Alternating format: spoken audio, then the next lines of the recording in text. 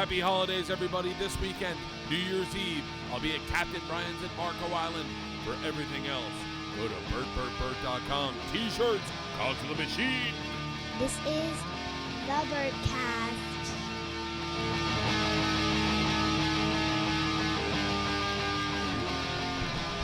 All right, we're recording. John Heffron, John Moore. I maybe should get less people with the exact same fucking names.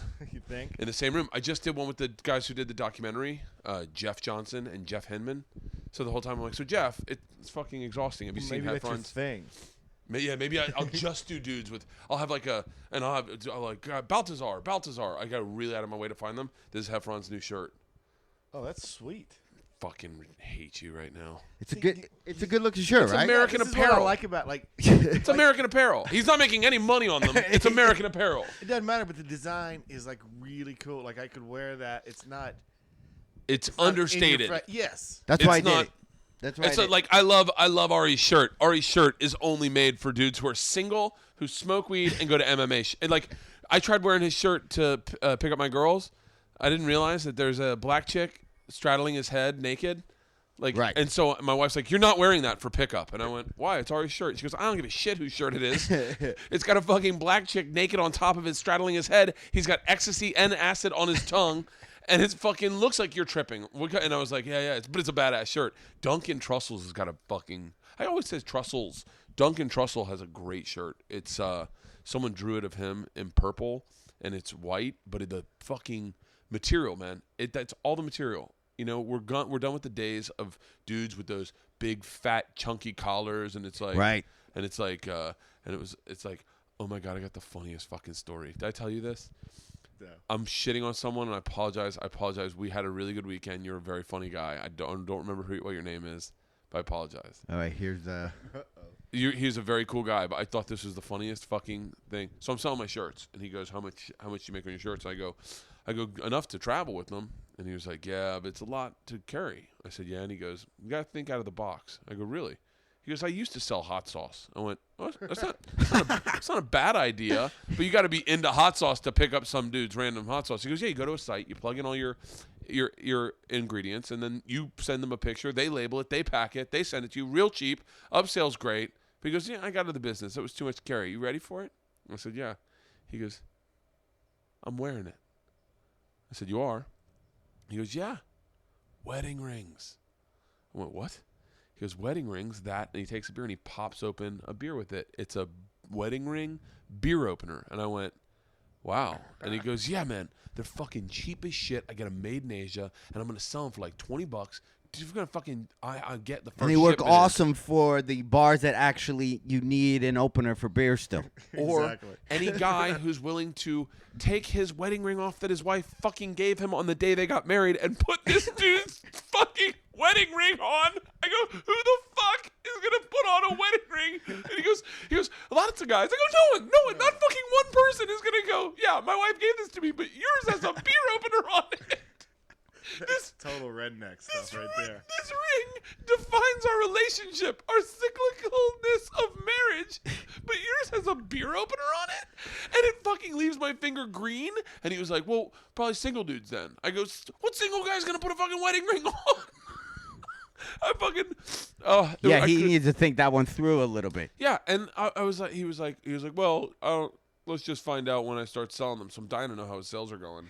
I worked with a guy in wherever I was. I don't remember. He had a bit about a wallet catching on fire.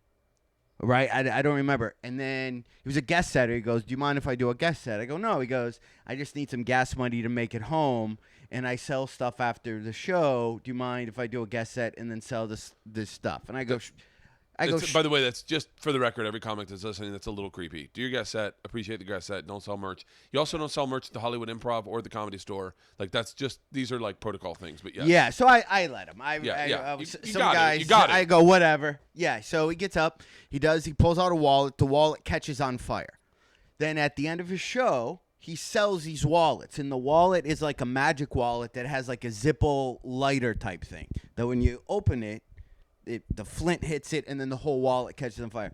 That kid sold 12 wallets. Are you serious? 12, 13 wallets.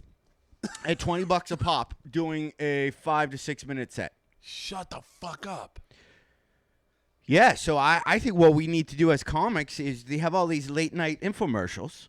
Yeah. We just need to all pool our money together, do you put think- together an infomercial with a product. Can Okay, you imagine this Joey actually is not a Diaz, bad idea. Ari, we're selling some type of food dehydrator? Better guys, if you like my act, you're gonna love this food dehydrator that I've got outside. You just said it and forget it.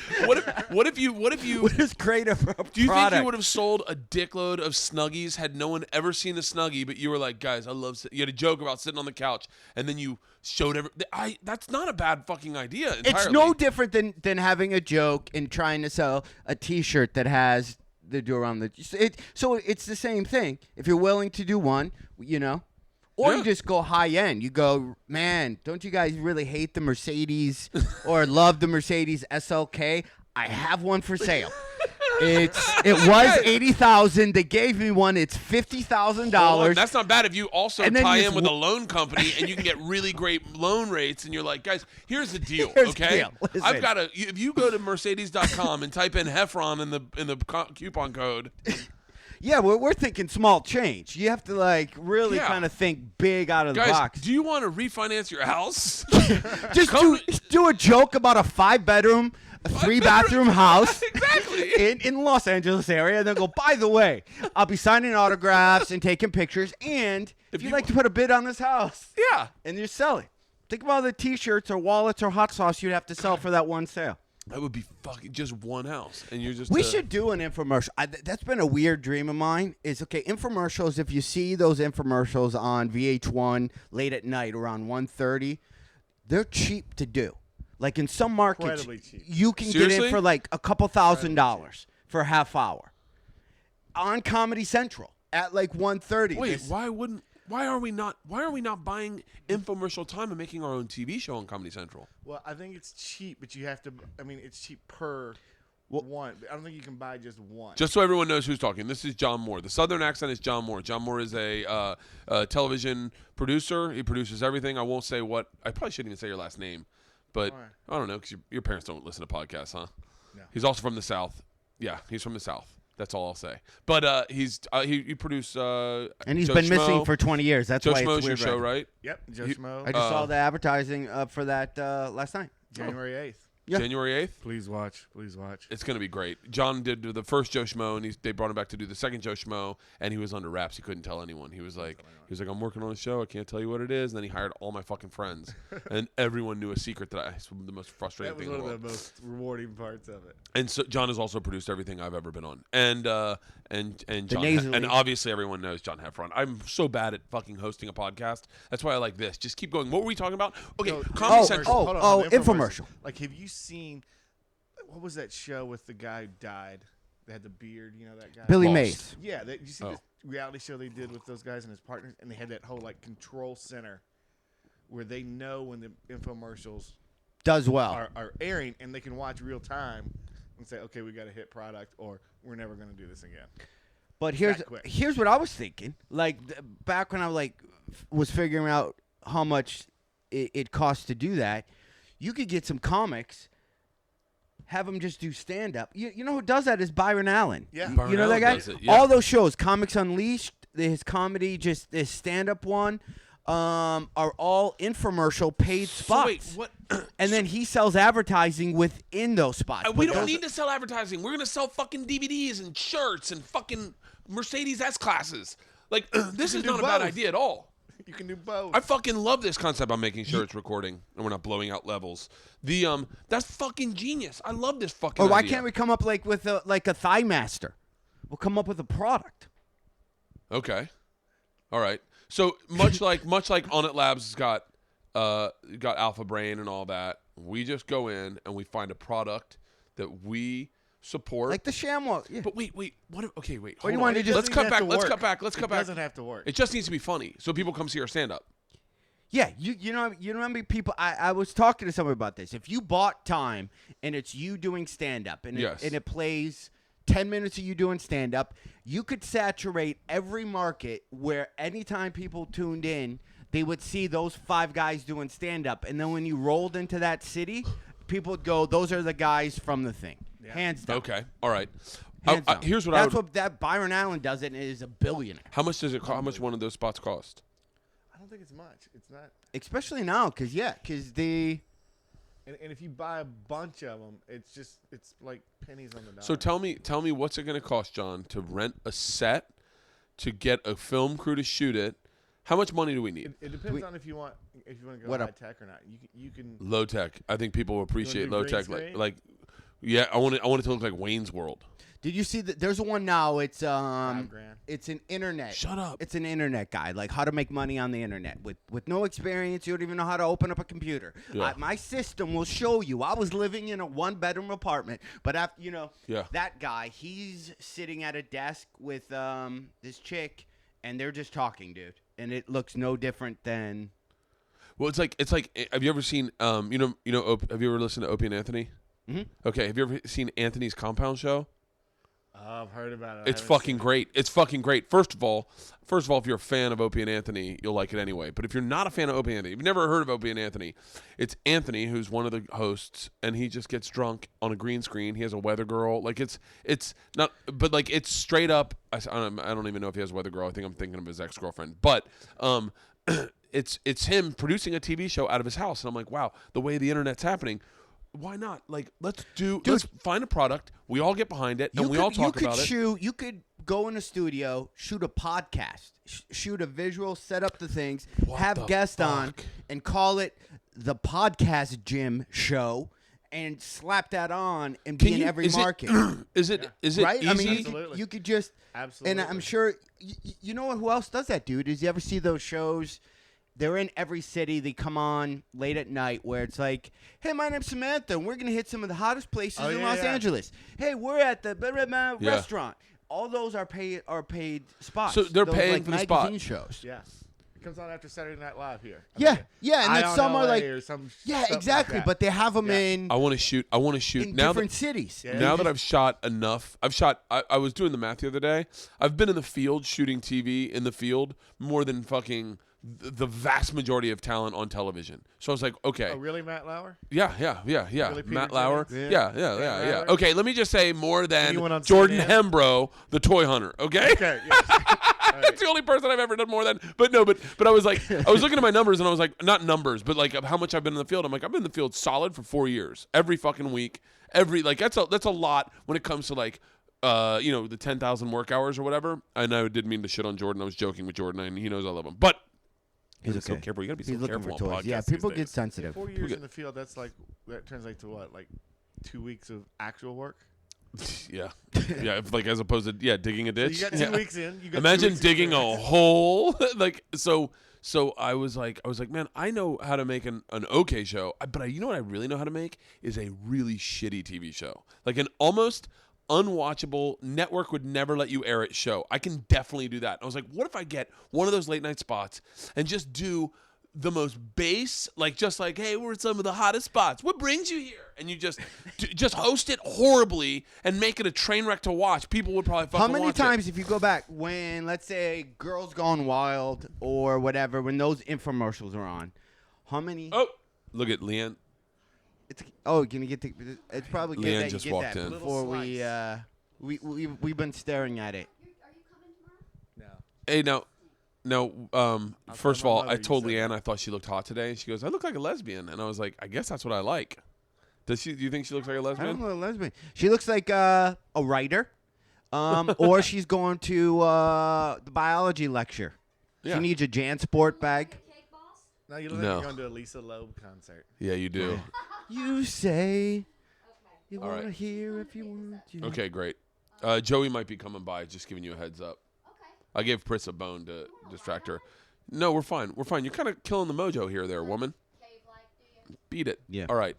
So, Would she let you do infomercials, or would we tell her that at dinner? Leanne is a money grubbing. Yeah, not like, grubbing. Maybe not grubbing. She, Maybe collecting. yeah, I'm not gonna finish that sentence. Yeah, No, but yeah. Leanne, all she gives a fuck about is money. She's like, I want to sell. We need to get advertisers. She brought me a cigarette company. She was like, I want to. She wanted to get into line with yeah, Big she's Tobacco. Like, she's like, let me tell you something. They can't advertise on this, but they can advertise on your podcast. Let's start smoking Luckies. Like But that's Leanne's fucking way How many of looking at infomercials business. do you actually do you ever just stop and then before you know it, you go, I've been watching this thing for 10 minutes? Absolutely. Let me tell you something. Like there's a fishing lure called a bango Yeah. fishing lure. Yeah, I yeah. don't fish, but I sometimes like look how good that thing is. I love- I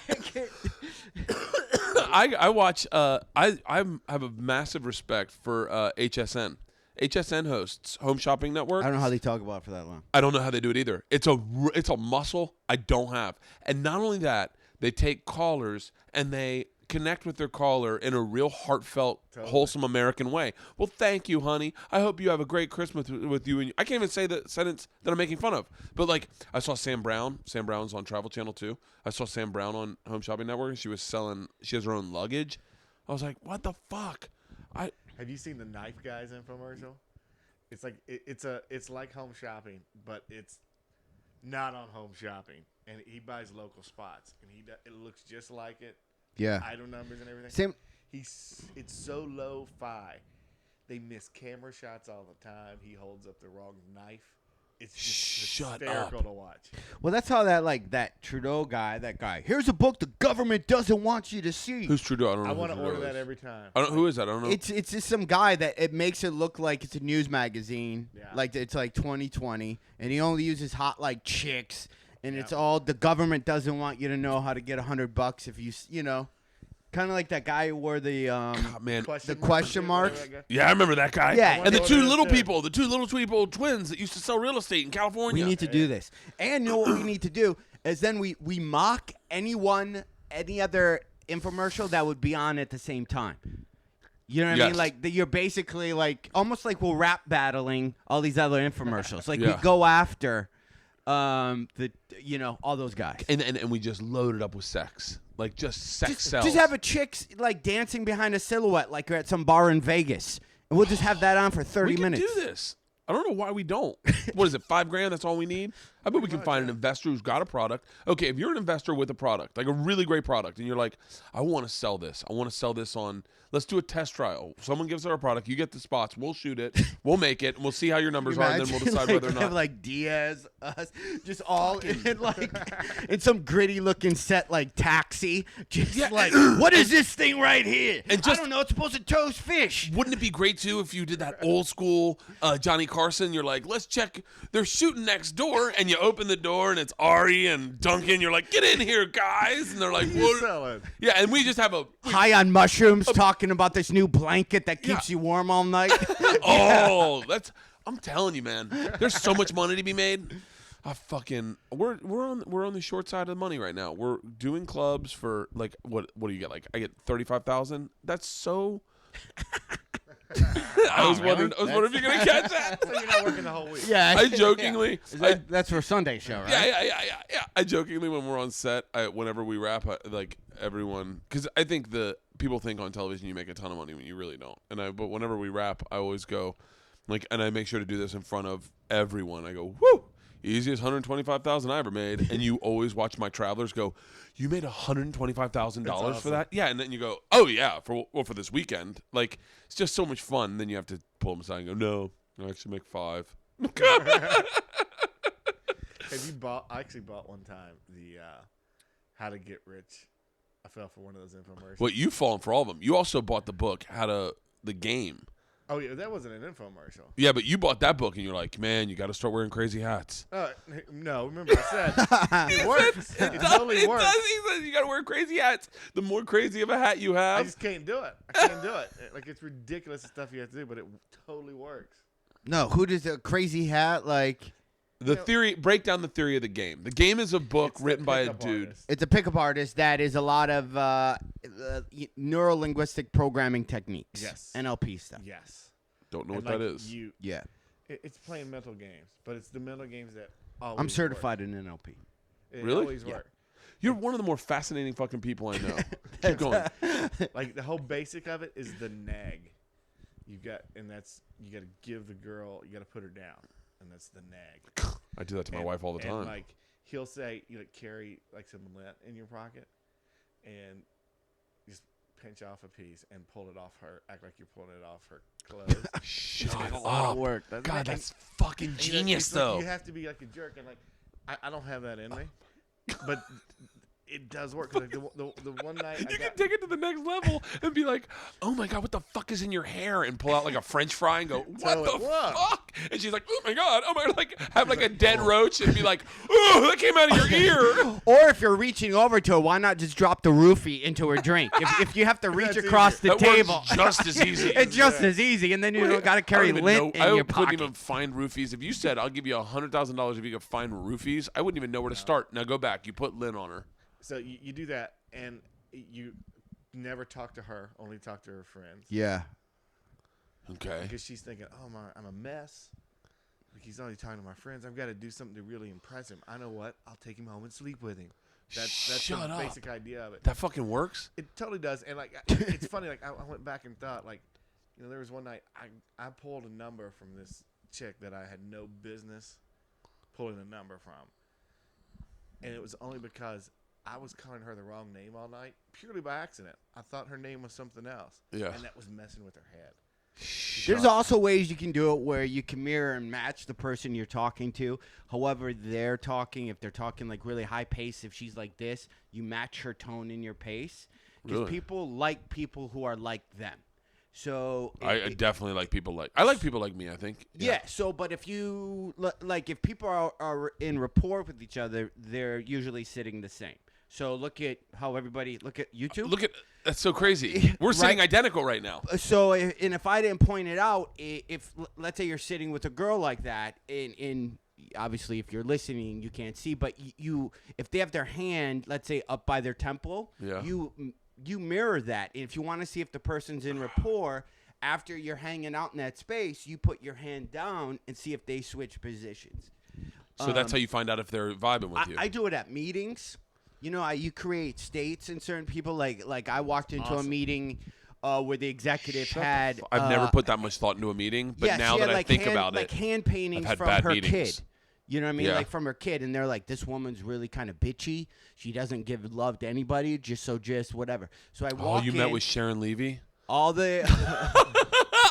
As a joke. That's a joke. That's John's boss right now, and she was my boss, and she's awesome. She's a lovely woman. She's awesome. I fucking love Sharon, and she'll never hear that. But if she does, she'll know I still think about her. She's great. Sorry, She'll keep think going. I was in here complaining about it. I just had to say that because I had to see the look on your face when I dropped it. Ah!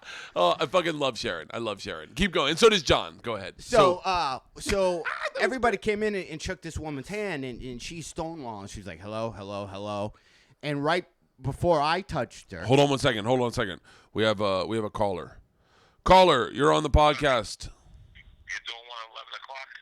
We're doing one right now. Come by right now, Joey. Nah, I'm with my wife for shopping. I just got the text cocksucker. Okay. Yeah. Well, if you get done shopping earlier, stop by. What time are you around all day? You want to get some coffee later or something? Yeah. Give me a text when you get done shopping. I'll give you a text when we get done with this. All right, bye. All right, keep going. So this woman, I love taking callers on this. that's a good way to do it. So Seamless. yeah, so this woman, everyone, and she's in a bad mood, shaking hands because she's probably were the 700th people she's seen that day.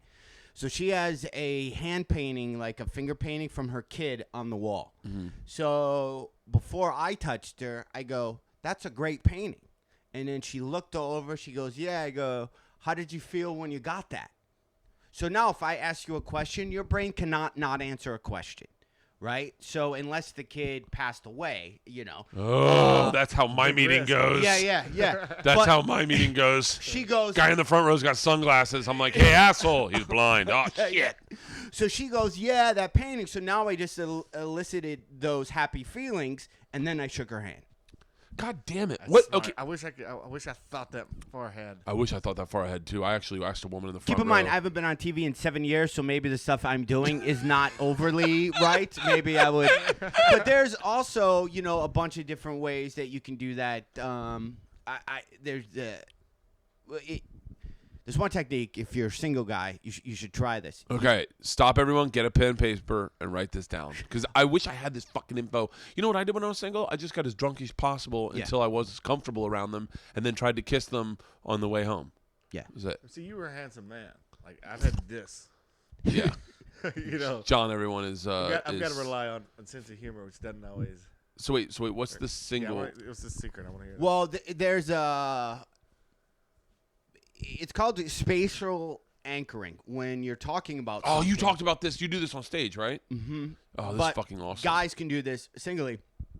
If you're sitting across from a girl, and you're talking to her, and you go like, "Hey, so what do you like in a guy?" And every time she says something positive, you point. You like your hand. You don't go like that, but you just kind of with your hands. You go, "Oh, so you like a guy that's like funny." And you kind of just gesture. Gesture to the empty space next to her. Yeah. Oh, she's real funny. Blah, da, da, da, da, Shut. da. I know what you're gonna do. So now I've just told you that area right there is funny, is positive, is whatever she's saying. And then you get up and go to the bathroom. When we come back, you sit in that spot. And so now everything. I've just told you that spot next to you is all this positive stuff. And now then you just I go own and that I spot. take up that space. That's brilliant. Because it's spatial awareness. Like if I'm on stage, if I see a comic in front of me who is kind of like not my energy or not my vibe, Yeah. I'll take the mic out and I'll stand to the left, to the right. I won't take his space until the crowd is mine, and then I'll move in there. Or if the guy crushes in front of me. If he had his hand on the mic stand or whatever, I'll take the mic stand out, put my hand exactly how he was to try to, keep that energy going. I sometimes do their act a little bit. Yeah, that's what I'll do. I'll sell fire wallets. Hey guys, I got some fire wallets that I'm selling. Wait, that's so crazy. Did you read books about this shit? Yeah. Really? And then I got certified. Had a weekend off, so I got certified in. It's really cool stuff.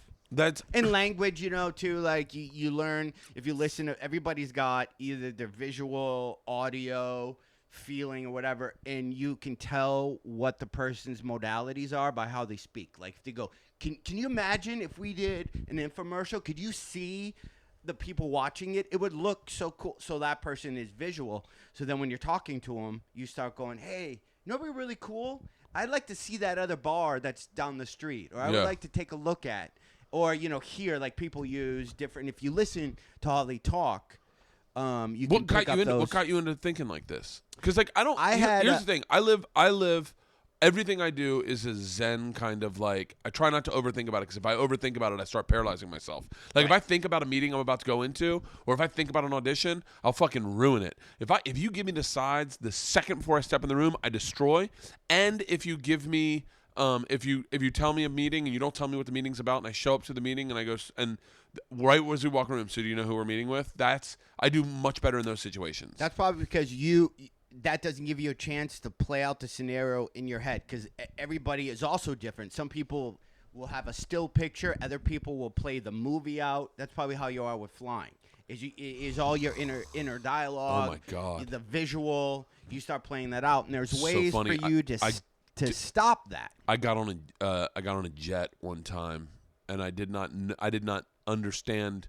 I didn't get that we were going to be getting on the jet and just taking off. So I hadn't really gotten all worked up about flying at all. And then we just got on the jet and the door shut, and I was like, "Oh, we're going." And they were like, "Yeah," and I was like, "Okay." And I didn't have any anxiety. But I wonder if that fucking overthinking. Because I have you've seen me in airports. I drink ridiculously. Your body doesn't know the difference, or your brain doesn't know the difference between something that is imagined or something that really happened to you. Except for reality filters, it really doesn't know the difference. So that's why if you were to sit here and start imagining you getting an argument with your wife. Ever have those, like you're driving home, you have a fake argument with somebody in your head? I do that all the time. Are you kidding me? I've been having those all week. So, but your body physically reacts fucking yes. to as if it happened. And then when you get home, then your wife is like all happy to see you, and you're like, fuck you. You fucking, like, and then she's like, whoa, what happened? Well, your body doesn't know the difference. So if you start imagining worst case scenarios, your body is going to react as if those are happening. And then now everything you do is going to make sure that worst case scenario. Man, You know, It's like the if I was to secret. ask you to go, if I was like to the say, tell me secret. about the lunch you had yesterday with your kids, and you were to tell me that, right? yeah. If I go now, tell me about when the Terminator came to your house and was chasing you, and you were just to make up a story. Yeah. Your brain doesn't know that one because they're both now in your memory bank. Whether you're making it up or it actually happened, it's not the present, so it's all memory. I'm that If that kind makes of any sense, because also you have filters like I forgot what the thing is, but I guess it doesn't matter. 100 billion bits of information are coming at you right now. Your body usually takes in 7 plus or minus 3 bits of information. So right now you're maybe listening to me, maybe watching the football game. so funny. I'm maybe trying. As you said that, I tried to figure out what I was doing, and I was like, there are you don't, lollipops because behind your because head. your brain, you've told yourself just subconsciously what's important to me at any given time. If I was to ask you, how's your foot feel right now? You obviously weren't paying attention to your foot until Yeah. I called, and then your brain went, wait, my foot? How is it feeling? So your body, so that's why the three of us could go out to have dinner, and then somebody ask us later, tell me about the dinner. We're going to have 3 completely different stories on what happened because certain things were more important to us. I get so focused either in like either a premise or a story or like a bit or a concept or anything, or even arguing with someone. I get so focused that I've actually had times like during a night, during like an evening where I've bumped into something and not known about it because I was so focused on something else, and then I wake up with a huge bruise on my leg and I'm like, what the fuck was that from? And I've had people tell me when we were walking out of the bar, like, you didn't remember, and I was like, no, but I'm also drunk. But yeah, but like There's a I get mystery obsessive. Like Leanne calls it Bert mode. I get obsessive where I start. It's like unraveling a wrinkled up necklace. Like I'm just playing with a concept so fucking much. Right. That that's so interesting. No, wait. So I got into it. I was doing. I had a deal, and Is this post Last Comic Standing? Yeah. This was maybe 2 years ago. I had a deal, and I was going to shoot the John Heffron show, and Talk show, comedy show, sitcom. Sitcom. Yeah. And I was wigging out because I'm like, okay, that's a lot of pressure. So I got with this mind coach guy, and we went over the scenario the day of the shooting, everything that was going to go down. This does really. Have you ever? This does sound like Kyle Cease a little bit. A little bit. Well, like- it's NLP. It's also like, but I don't get culty about it. Yeah. You know what I mean? It's just so it's mental rehearsal where you just kind of go through the day, and I literally imagined like the director going, "Man, that was great." I had fake. Because if you're going to imagine something, you can either go worst case scenario, Which is what I normally since do. we're make believing, you can also go, this is going to be the best thing ever. I think I do. Since I think it's I do. not happened yet. Yeah, I think I do little bits of that. I know for a fact that I would worst case scenario working on television. Just in my, I mean, that's how I looked at. I was like, this is going to be fucking tough. This is going to be hard. I'm not going to be good at this. And then once you get kind of good at it, then you go, this is going to be a fucking cakewalk. This is going to be great. This is going to be easy. And then you start being good at it, and it's all about this weird kind of underlying confidence that kind of starts like Well, carrying you because forward you're like on a afraid wave. It's because you're afraid of it. Where people wig out is when you just don't know what's going to happen. Yeah. You know, like if the first time you tied a shoe was you were like stressed. Yeah. You're like, wait, okay, the loop goes through here. I'll never get this. And now you do it without even thinking. So I ran through the first day of the shooting of the show just in my head so many times that when I got there that day, none of it was new. There was no fear of the unknown because I worked through. And then there are things that happened that I wasn't prepared for, but that was still better than you know, and I locked in that feeling of the director saying it was a nice job, you did perfect. That was, you know, Part of Hollywood is just coming in confident. Yeah, absolutely. that's it. And if you don't, you know, And if you've never done it before, you can imagine doing it and just kind of get there, and then you still have nerves, but they're not. I think you lower the risk of self-sabotaging. When you're making a TV show, John, correct me if I'm wrong, or give me your opinion. I always think the only reason I work in Hollywood are probably two things. Number one, I'm fun to be around, and number two, I don't keep the crew long. Like I just can get everything in a couple takes and then we're done. What do you think is the best thing for someone, like on your side of the camera? On my side, it's easy. It just never act like you're worried about anything. You know? Yeah. Because as soon as you start showing stress, everyone feels that, and they start getting stressed. And then you've got all these pockets of stress. You've got, 10, Really? 20, 30 pockets of stress. People wig out, and it gets ugly. If everything's cool, yeah, okay, that's what we wanted to do. Or we'll fix it, no big deal. Yeah. People are so much calmer. They do their job so much better. And you get them out. Getting them out early is a good thing too. Like there are certain producers who run their shows like they hate their home life and they don't want to go home. Yeah. So they stay 12, 14, 15 hours on a day they don't have to stay, and they make sure everybody else stays there with them. I'll tell you who was worse. I shouldn't say this, but it's not like she was ever going to hire me anyway. People who worked on the Oprah show had no life. She was always promoting this. Oh, it's the best life ever. No life. Really? They're in there 16, 18 hours a day, living in fear because it's such a big process. Yeah. It's only TV, people. Yeah. If we screw up everything, nobody dies. We're just making people laugh. Well, I've been on shows where you might die. Well, Yeah. If you're on like a Fear Factor show, somebody could be like, I heard Bert almost died a couple times. Yeah. I've always heard I've heard this phrase, and I've always thought it's not real. And that's people who are afraid of success. Is that real? Like Yes. They self-sabotage themselves? Yes. Yeah, I you know what? For a I can't while, comprehend that.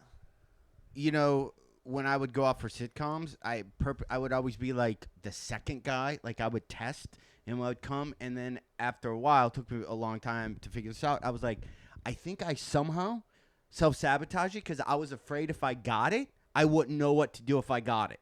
So it was easier for me Really? to almost get it. Or then it would be game time, and then yeah. I've I've accidentally sabotaged a lot. I used to go into auditions and talk about other guys. Like, just 'cause I was nervous and, like, I'd be like, ooh, who you should really test for this? Joel McHale, he's really talented. Like, I fucking was conceptually, I would fuck it up all the time. But I have seen dudes where I'm like, don't, maybe, I don't know if it's, but don't you see what you're doing wrong? I can clearly see what you're doing wrong. Like, I definitely know that getting shit-faced before a television taping is a horrible idea. Like, I know that getting high before you do this is probably not the best idea, but what has happened in their life, best advice that was ever given to me in comedy, I have probably like 10 things that are great advice, but one of the first advice I ever got, first night I ever did stand-up was at a bar in Tallahassee called Potbelly's, and radio show had put together a stand-up show.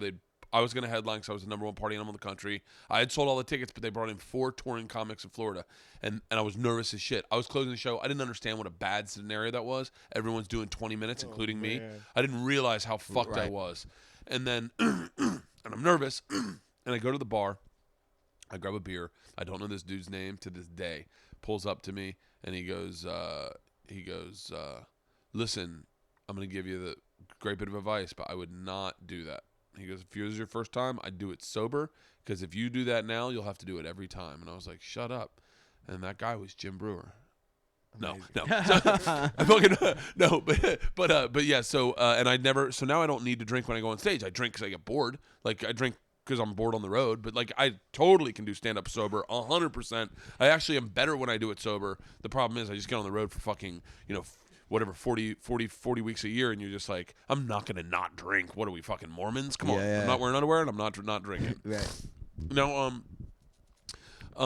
so now, John Heffron and I met at Last Comic Standing in Nashville. That's right.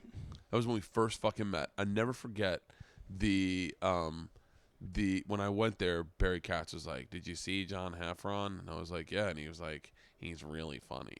And I was like, yeah. Now, mind you, we had just gone to the next level together. And I was talking to my manager, who also was an executive producer, and everyone says it was rigged. It was not rigged, because I definitely, if it was rigged, I would have been in on the fix, and I was not. Yeah, money involved. Like, there's. That's my favorite thing is when people go, "Last comic was fixed." Oh, really? To give every winner a TV show because most of us all disappear after we've won it. It definitely was not fixed. I mean, I was at the time. It was cast. It was definitely cast. It was definitely cast. But once you the have show to. started, then there's laws and regulations if it's a contest. But it's definitely, you're not going to have, They know, definitely, I'll tell you this, and I've It's said a this TV out show. loud. They sent me to Nashville to go audition because they didn't have anyone in Nashville that they knew that they could make a show out of. So they were like, you know, you can audition in L.A., you can audition in New York, you can go to Tampa. They were doing Tampa then too. And they're like, or you can go to Nashville. And Nashville just worked in my schedule. And so I flew to Nashville, auditioned, and I saw Heffron, and I think we were the only ones that went on the next level from Nashville. Right. And we went to the bar across the street. I don't even think you drank a beer, but I definitely drank a couple beers. Right. And then and then we left. And I remember talking to Barry that next weekend. I went to the Super Bowl with and Barry was there. And he was like, "Did you see John Heffron?" And I did not see your set because you couldn't go out and watch other people's sets. Right. And he was like, "He's the funniest guy on this. I guarantee he wins it. I swear to God." And I was like, I remember going like, "Hold on, I'm on it too." But he was like, "Man, you don't have a lot of clean material. He's got a lot of clean material, Papa." Like, and I don't think I definitely am not saying that he had rigged it then. But what I'm saying is that I remember looking at you going, "Motherfucker!" And then the first episode started airing, and like, no, you guys had gang shot them, and I saw you gave one of the funniest lines. No. One of the funniest lines. Now I forget it.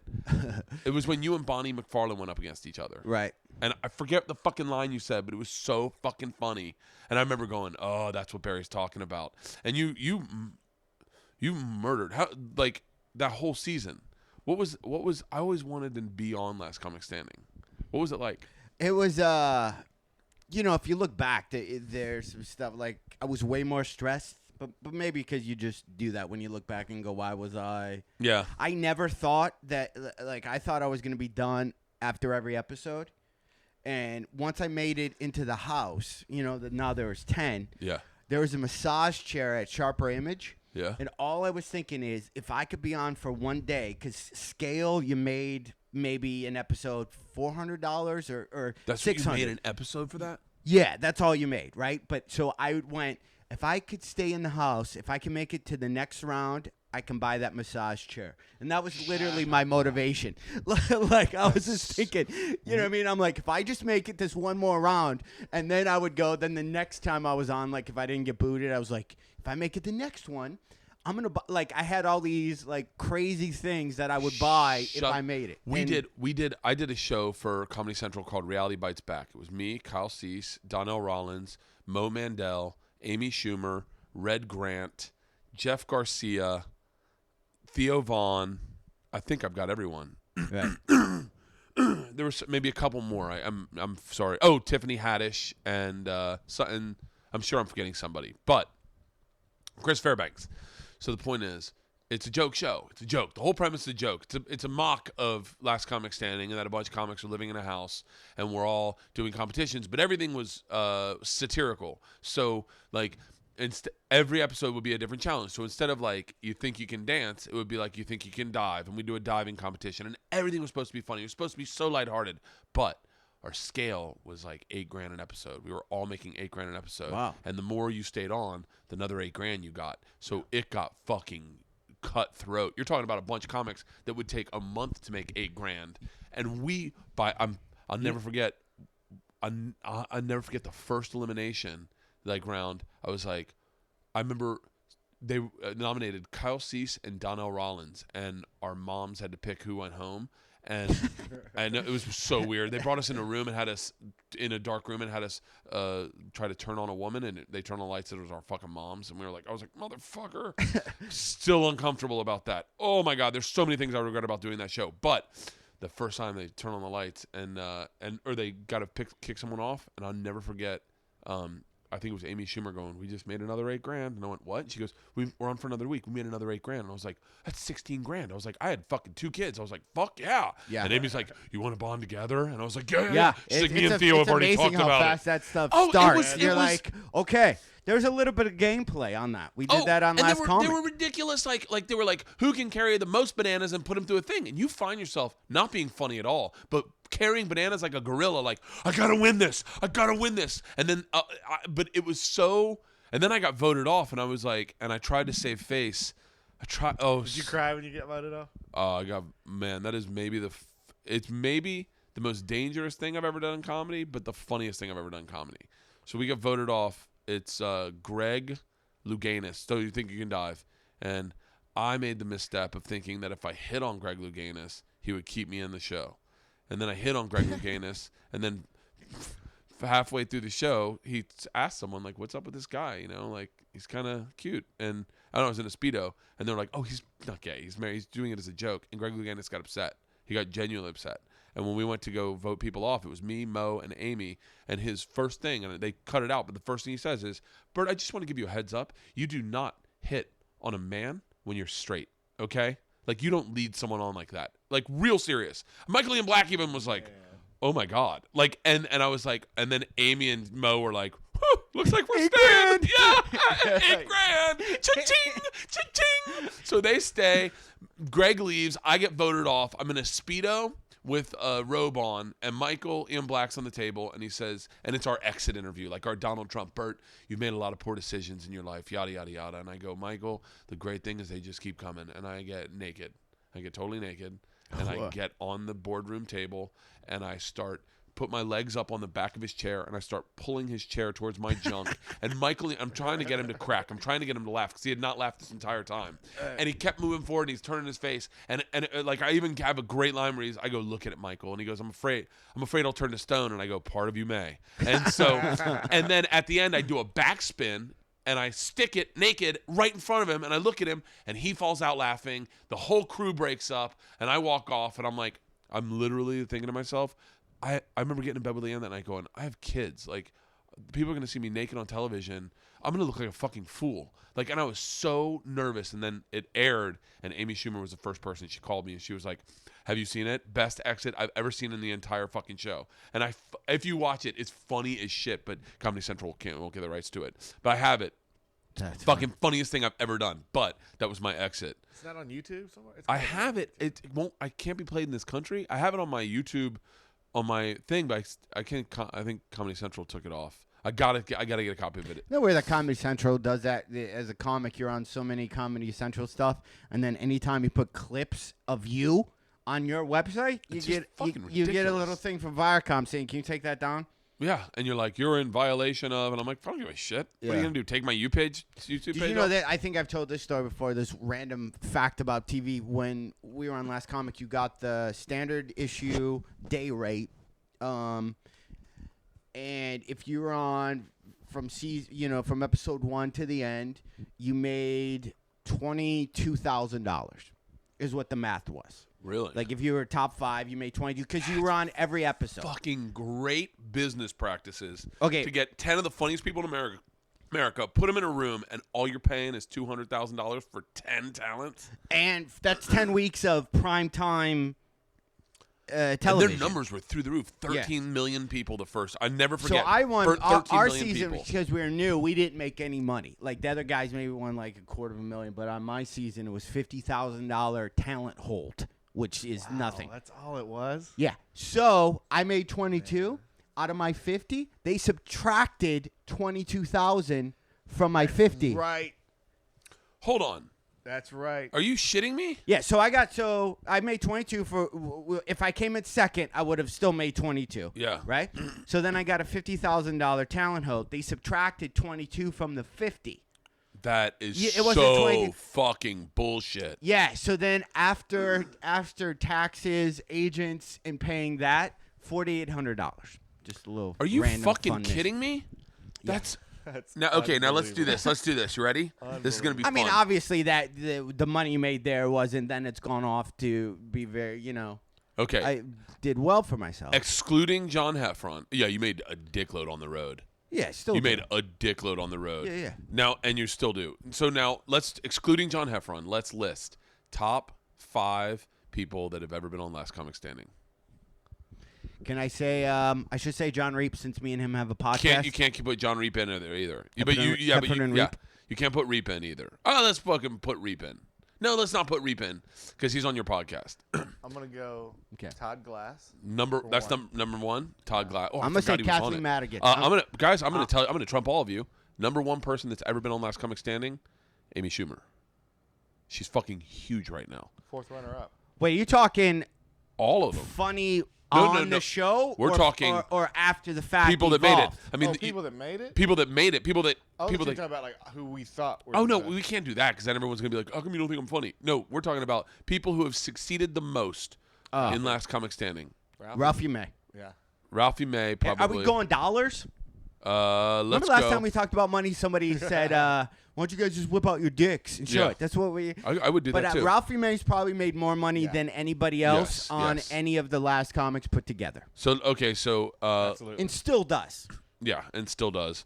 Ralphie, Kathleen, and then I'll go. If we're talking money, Madigan, Madigan, Benson. but no Doug Benson. Schumer because Schumer's making recently, a dickload of money. but Yeah, she'll but still go. But she But lasted. Kathleen- she did Last Comic Standing and lasted to get to the roast. The roasts are what Roast has is what- defined. And the Yeah, thrower.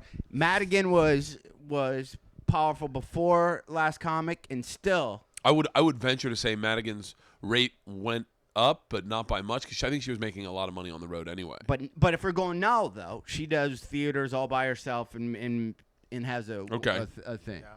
Madigan, Ralphie. Ralphie, Amy Schumer, Doug Benson. Oh, fucking come on, we're missing the obvious. Who don't? I'm not fat, I'm fluffy. Yeah, you go. He was on Gabe- Gabriel Iglesias. Yeah, he got Gabriel booted off. Iglesias. Oh yeah, he's He got booted off for having a cell phone. They Are you kicked him off the serious? show. They kicked him off the show because they found he texted somebody during the thing, and that was one of the things. Is when you showed up on the show, they took all your electronics away. That's a 'Cause you fucking were- show in and of itself. See, And- that shows you how strict it is. You know. No, I think I'm gonna be dead honest with you. Oh, I would say Gabriel's now. Then I'm gonna go. If we're going strictly now, network. Gabriel's is the top. Gabriel's probably the top. I go Gabriel. I don't know. I don't even never even met that guy. I saw him one time warm up for Premium Blend, and he came off stage, and I remember I was about to go on stage, and I was like, dude, I regret ever talking like this ever. I've done this twice. Once was to Gabriel Iglesias, and once was to Dave Chappelle. I said, dude, I don't care that you're warming up. I think you're funny as shit. I mean, I think if you stick with it, you'll get this next year. And he was like, nah, I did this like 2 years ago. And I was like, oh, sorry. I was like, fuck. And then he was like, I'm warming up for my half hour. And I went, oh, okay. And then Dave Chappelle, first time I ever saw him, he blew me away, fucking blew me away. And he was hammered. And I was at the Boston Comedy Club, and he came off stage, and I was like, man, I got to be honest with you. You should stick with this. I think you're really funny. I just started doing stand up, and I remember Dave Chappelle was really kind. He was like, oh, thank you. And then walked away. And then someone was like, what did you say to Dave Chappelle? I was like, oh, you've heard of that guy? And he goes, you fucking kidding me? Men in Tights. And I went, oh, that's where I fucking recognize that guy from. Yeah. Oh my goodness. Yeah. So so Gabriel's number one, Ralphie's number two. Yeah, so there's Ralphie a still theme here. If crushes you're it. overweight Yeah, on Last Comic Standing, you're very successful. Bring that show back. Yeah, Amy Schumer can get overweight. She's holding it off. I mean, if she gains a lot of weight like Roseanne weight, we're talking about mega stardom for her. Totally. Yeah. No, here's don't know. okay. Now, ready? Let's go back. Top 5 people you'd have sex with on Last Comic Standing.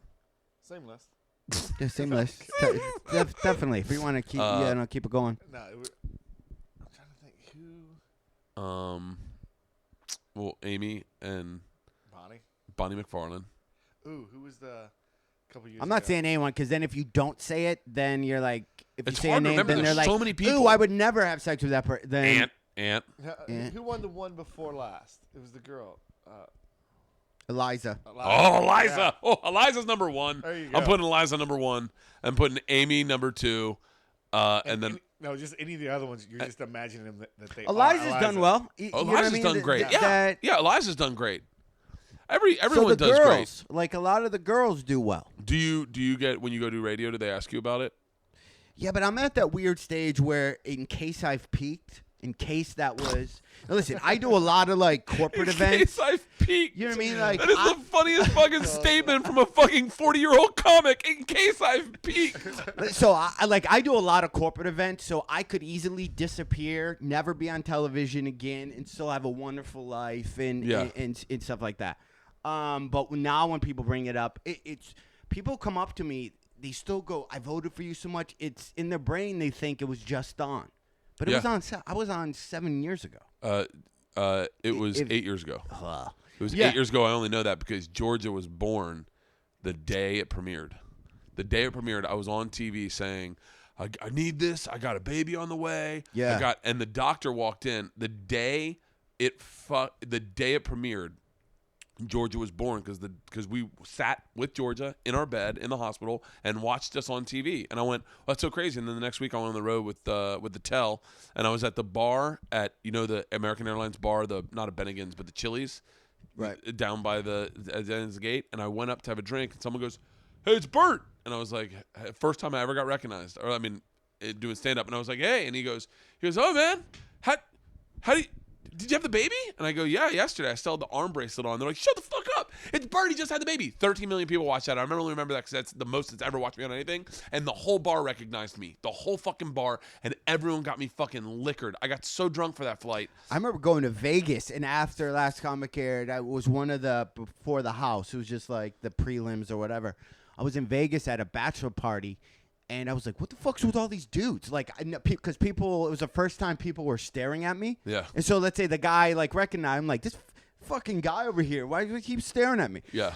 You're not realizing that I was on TV. Oh, and people would know me from. That is the most uncomfortable thing when someone stares at you and you forget that you're on TV or you don't realize that that's why they're looking at you. First time I ever got recognized, it was from the X show. That was the first show I ever did. And John was one of the producers on it. And I'll never forget. I was going in, and it was so under the radar. Now, when you look at the numbers that it had, it's fun. It was a huge hit if it was on today. But back then, if you got like a 1 or a 2, it was fucking no, cancel it. But I remember walking into a McDonald's, one on La Brea over by Santa Monica. I was walking into the McDonald's, and 4 Mexican guys recognized me and came charging at me, and I thought I was getting robbed. And I went, help, help! And they were like, the only other awkward time I've ever had than that, I wish this could be a bit. But it can't. So I was in Beverly Center, and I was going to play basketball, and I didn't know that you don't buy Air Jordans to play basketball in. I thought you apparently wear them for the club, but I bought Air Jordans, so I was like, they're the best basketball shoes. I'll wear these to play basketball. So I bought a pair of Air Jordans, and Kevin Hart, who's now extremely fucking successful, saw me in the mall. And he saw me walking out with a pair of Jordans. And he came up behind me as a joke and grabbed my bag and goes, give me them Jordans. And all I saw was his skin color, and I freaked out. And I was like, help, help, somebody, please. And Kevin saw the racism in my eyes, and he went, oh, Bert. And I went, hey, Kevin. It was so fucking uncomfortable. And it was like I completely panicked thinking some kid was stealing my Jordans. But yeah, Kevin's making a dickload of money. Yeah. Oh, I would. I go through a phase where before you always wanted to be on TV. That was the thing. You wanted to be in front of the camera. Yeah. Now I'm going through a thing where I'm like, God, I have so many great ideas for other people I have this huge exit strategy. Not, you know what I mean? Where I just I want to create shows. I want to do it for all. Well, that's a young comic. He's 22. You know what? He'd be great for this idea I had when I was 22. It sounds like what Al Madrigal and Bill Burr are doing. They've started way to do it. You have to All Things Comedy Co-op, and it's basically a company that helps comics get up and running and making the next month. They called me on a lark one day. Al called me and was like, I have an idea for the Travel Channel, and he pitched it to me. I was like, holy shit, that's a better idea than I've ever had. And he was like, well, can you help facilitate it? Or well, I don't even know what he was saying, but he was telling me this idea. I fucking lost my mind. I was like, holy shit. But that is what every comic wants to do, is help other comics. When during the time of Project Red Light or Project Green Light, remember that? Yeah. I wanted to do a show for Comedy Central called Project Red Light, where you take a comic who you think's got all the tools, all the talent. You get the 4 best comics in the country, and you just teach him comedy, a crash course in getting to Montreal. He's got to get his 8 minutes tight from Montreal. You see an open mic, they see everyone, they pick their guy, and they form it. That would be great. You can sit with these comics these days. I do this every time, and I do it mostly because I drink too much, and I'm just hearing myself speak. Yeah, I think I philosophize more than I should. Yeah. So now I just shut up. But sometimes you see a young guy, and you're like, dude, now I don't give advice, but I just question him. I go, let me ask you, why are you making those choices, on stage? What's this? Yeah. I just want to hear your motivation behind it. Well, I just want to be edgy. People want to, okay, that's great.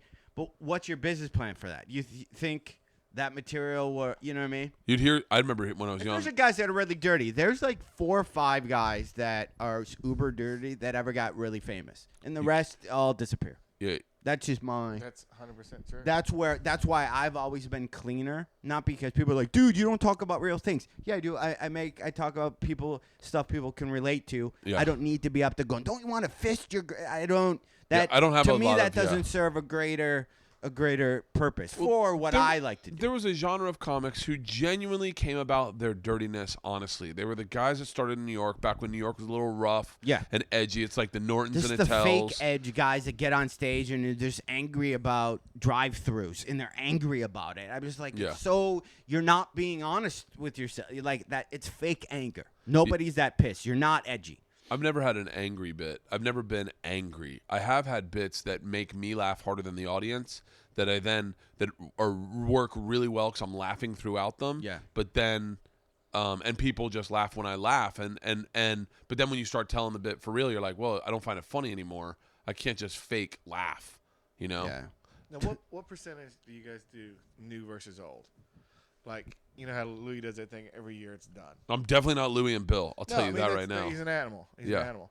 But like, I think it's easy to do that if you got a lot of coinage. Yeah, I think you're probably right. Because the thing I always run into is when you're at an improv, let's say, and it's a Saturday show, you have to throw 98 miles an hour, or you've just pissed off people that spent $50 to see you. So I don't know Or where 22.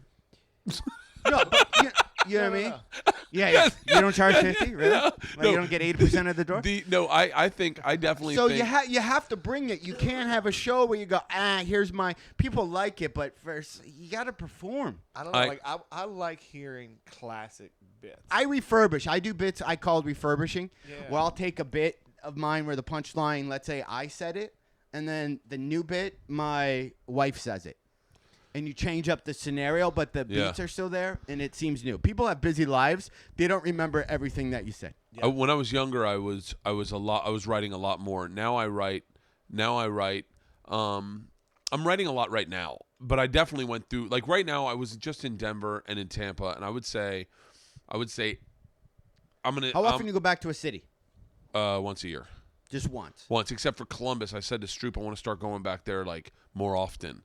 So there's some like I go back to Denver every 6 months. Really? Because they have their 2-room or whatever, and it stresses me. Like the second I get done and I get paid. Oh, you do the Comedy Works? I'm like, oh man, I'm already stressed that I have nothing new to say when I come back. And I did that in Tampa do. one year. I came back and I think I came back too soon, and I didn't have enough new material.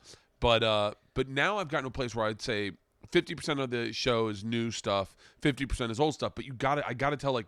Some bits people are calling out. But if you look at the audience, a guy like me, 80% of the people in that audience, it's pretty egotistical to think that they see you every time. Yeah, that was so my question. 80% of the audience repeat? hasn't seen you in years. Yeah. Yes. So it is all new to them. So then, you have a new base where you go, well, I'd like to do. There's bits of mine that I do that I'm like, I'm doing every show for the rest of my life because I enjoy doing them. I don't care. I only write for me because I go because it's too hard to figure out. If I'm doing my same act, for me I just get bored. Like the carrot cucumber joke, I have to want to tell that in order to tell it. Because if I just tell it, if the worst feeling I get on stage is if I'm done some bit and I go, all right, it's time to close up, and then I go, I could tell these two and then get off. I hate that feeling because you can tell my rate of utterance raises, and I just power through the bit. And like, I hate when it feels like a bit. I like when you handcraft a show. I hate that about your show. Thank you. I like when you handcraft a show for an audience. You go up, you start talking to the crowd, you incorporate interactions into a bit, you ask questions that you don't know where they're going, but you have an answer for. You find something real and make it real. Like, I love those moments. I always love those. And I also like trying to craft a new bit. Like, I'm working on this stuff. I only write on stage. I've never written a joke in my life. Sit down at my computer. I've never written a joke. I've only done it on stage. I've written a joke like yesterday. I wrote a joke because Georgia and Isla, Georgia had her piano recital, and it was fucking. There was just so many comedy things. My dad fell asleep. It's 20 kids. It's based on talent. Like and Georgia was number 3 in the lineup. If that gives you any hint of how much we've wasted on piano. The kid before her played fucking chopsticks. So and then the last kid, man, The closer. fucking ripped it. Asian? It's Christmas. It's Christmas theme. I'm looking at the thing, and Leanne hits me and points to the last one. Kids, the whole thing. They've all been preparing for this Christmas recital. This kid plays Bohemian Rhapsody. Wow. Hold on. You have it on there? I fucking taped him. He's not even my kid. He came up with Kareem Abdul-Jabbar glasses on. Like he clearly He had thought it out. Well, he didn't even look at the music. He didn't even look at the fucking music. This kid I just is like a imagine that monster. kid's like tired, falling asleep, and his No. dad is just like, "You will play more. He's You passionate. will play more." This is a fucking 8-year-old. Are you ready?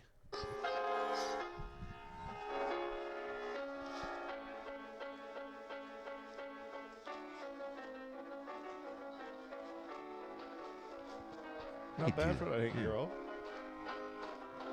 I don't know. Dislike. Galileo. I can't think of a worse experience than having to sit through a children's talent show. I can. It's called a dance recital.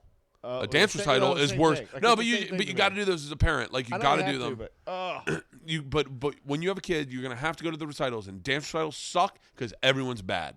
Even the best student is still bad. Like no one's a good. Even you take me to a ballet where people are making hundreds of $1,000s doing it, and I still don't want to watch it. Exactly. Let alone do I want to watch kids fucking slop around like drunk chicks on spring break on stage dressed in turkey costumes, and then. Right. But man, a piano recital. You start going like, oh, I know this song. Like, oh, this is badass. So this poor one girl went up and just fucking hacked up Frosty the Snowman. So much so that my youngest daughter was like, Daddy, is she trying to play Frosty the Snowman? I was like, yeah, baby. Did anybody do Little Drummer Boy? No. I would play that Silent song. Night. No, it's a piano recital, not drums. Like, Yeah, that's all that's in the Little Drummer Boy. Is nothing but drums. it made me want to play the piano. I would That's love. the longest, slowest Christmas song. I can't stand it. Oh, they played the Peanuts. Christmas time. Oh, that's Yeah. a good one. I like Here. that. The I made me some- want to learn how to play a piano. How great would a piano recital be if a 40-year-old man went up with a cocktail That I would watch. and basically tried to pound through like Frosty the Snowman just with a bunch of 8-year-olds. Dude, that's a. Wait, that's what do a you have? What are you pulling up? It's a piano. It's a piano app. A piano app? Here. Let's see. I'm gonna try to hold this. I'll try to play. Ready? Put this. Ready?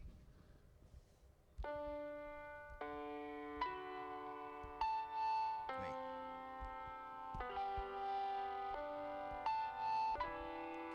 Yeah. Okay. So it looks like you're playing Guitar Hero But it's for the piano. on your iPhone That was though. first Noel for everybody who listens. First, All right, wow. was it? Yeah, Was was it? it? Oh, really? That's awesome. That was good. That would be great. Now if your imagine iPhone- 45 minutes of that, by the way, You and do that's that what it's like. sitting next to you on a plane. The first. What about we do that for our infomercial? If we tie it back to the very first thing we're talking about, we all do. It will be called Dad's Recitals, and we'll just make dads actually learn how to play piano, dance, and their kids. Oh, wait, Dad Recital is a great and fucking. they'll just make dads have to do stuff together. Dad Recital is a great premise because I would love to. That's a fucking great premise. Where's a moneymaker inside you, John? Like you're Yeah, but it's everything. I've done some stuff that have whatever. really you had a board game. I had a card game, yeah, that did that. I pitched did it. well. I only know that because I pitched a TV show at the same time as that board At the game. That Guy game. That guy. Yeah. Yeah, man. And then you were on radio with Danny Bonaducci. Yeah. How you should write a book. I'm working on one right now. Don't work on one. Get a book deal first. Yeah, I don't know. I think I'm writing it first and then gonna try because I'm not famous enough to get a deal. Write a treatment. Write a And get treatment. paid to do it because I was gonna Yes. do it all on Amazon myself. No. and- You want the marketing dollars behind you that, like, say, a St. Martin's Yeah. has. Like, you want a publisher to walk you through and teach you how to write a book. You want him to give you notes. You want to take his notes and apply them. Like, I wrote the machine story for my publisher for my book. My book's coming out. I don't know when. The next year, and I wrote the machine story. He was like, "This is absolutely fantastic. This would make it better." And I was like, "Wow." And I was like, "Look, I have a problem. with the machine story because it's a true story, and I want to make sure I'm married to the truth. I don't ever want to. And he goes, no, I'm not asking you to change the story. I'm telling you, tell me what happened then. Tell me what happened here. Why did you choose to do this? Explain how you got into. Like, it just seems ridiculous that they'd introduce you to gangsters, and then you start really kind of milking these stories, and you're like, man, wow, it does, yeah. And you're like, holy shit, like, and then next thing you know, it's like he's like, can you write a story about being a dad? And I'm like, I don't know, is that? And he's like, no, but like a partying dad. When was a time when you partied too much, but you were also a dad at the same time? And I was like, oh, I got a great story. I write it, and he's like, this is fucking amazing. Like, it's right. You need a publisher. So what you do is you write an intro synopsis. I have Jim. Probably shouldn't tell you who I have, but I have. Oh, fuck it. I have Jim Norton's. Someone sent it to me, and they were like, this is the one that Jim wrote to get his first book. I'm sure a publisher sent it to me, or his publisher, and I read it, and it was fucking amazing. It's Jim going, I don't want to write a book. I have no idea how I'm going to write a book. I've got a meeting that I've got to go meet with this woman about my book, but I really want to jack off. I want to check out porn. Like, it's just Jim. It's really Jim. Right, and then he writes like 3 stories. It's an intro, like maybe it's 40 pages tops. It's an intro, like 7-page intro, double space, and then it's like 3 examples of the stories you'll have in there. And do you get money? I guess when you do it, like, there's different ways. Because you get money up front. You get money up front, and then they got to make back all their whatever. Yeah, and so but you get money up front. You get money up front to write it. So then you.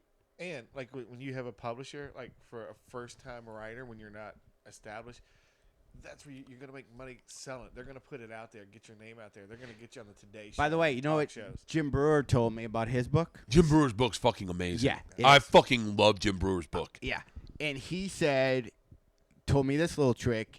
When you go to clubs, if you sell your book at the club, you don't sell it. You don't get boxes, and you get the local book guy to show up.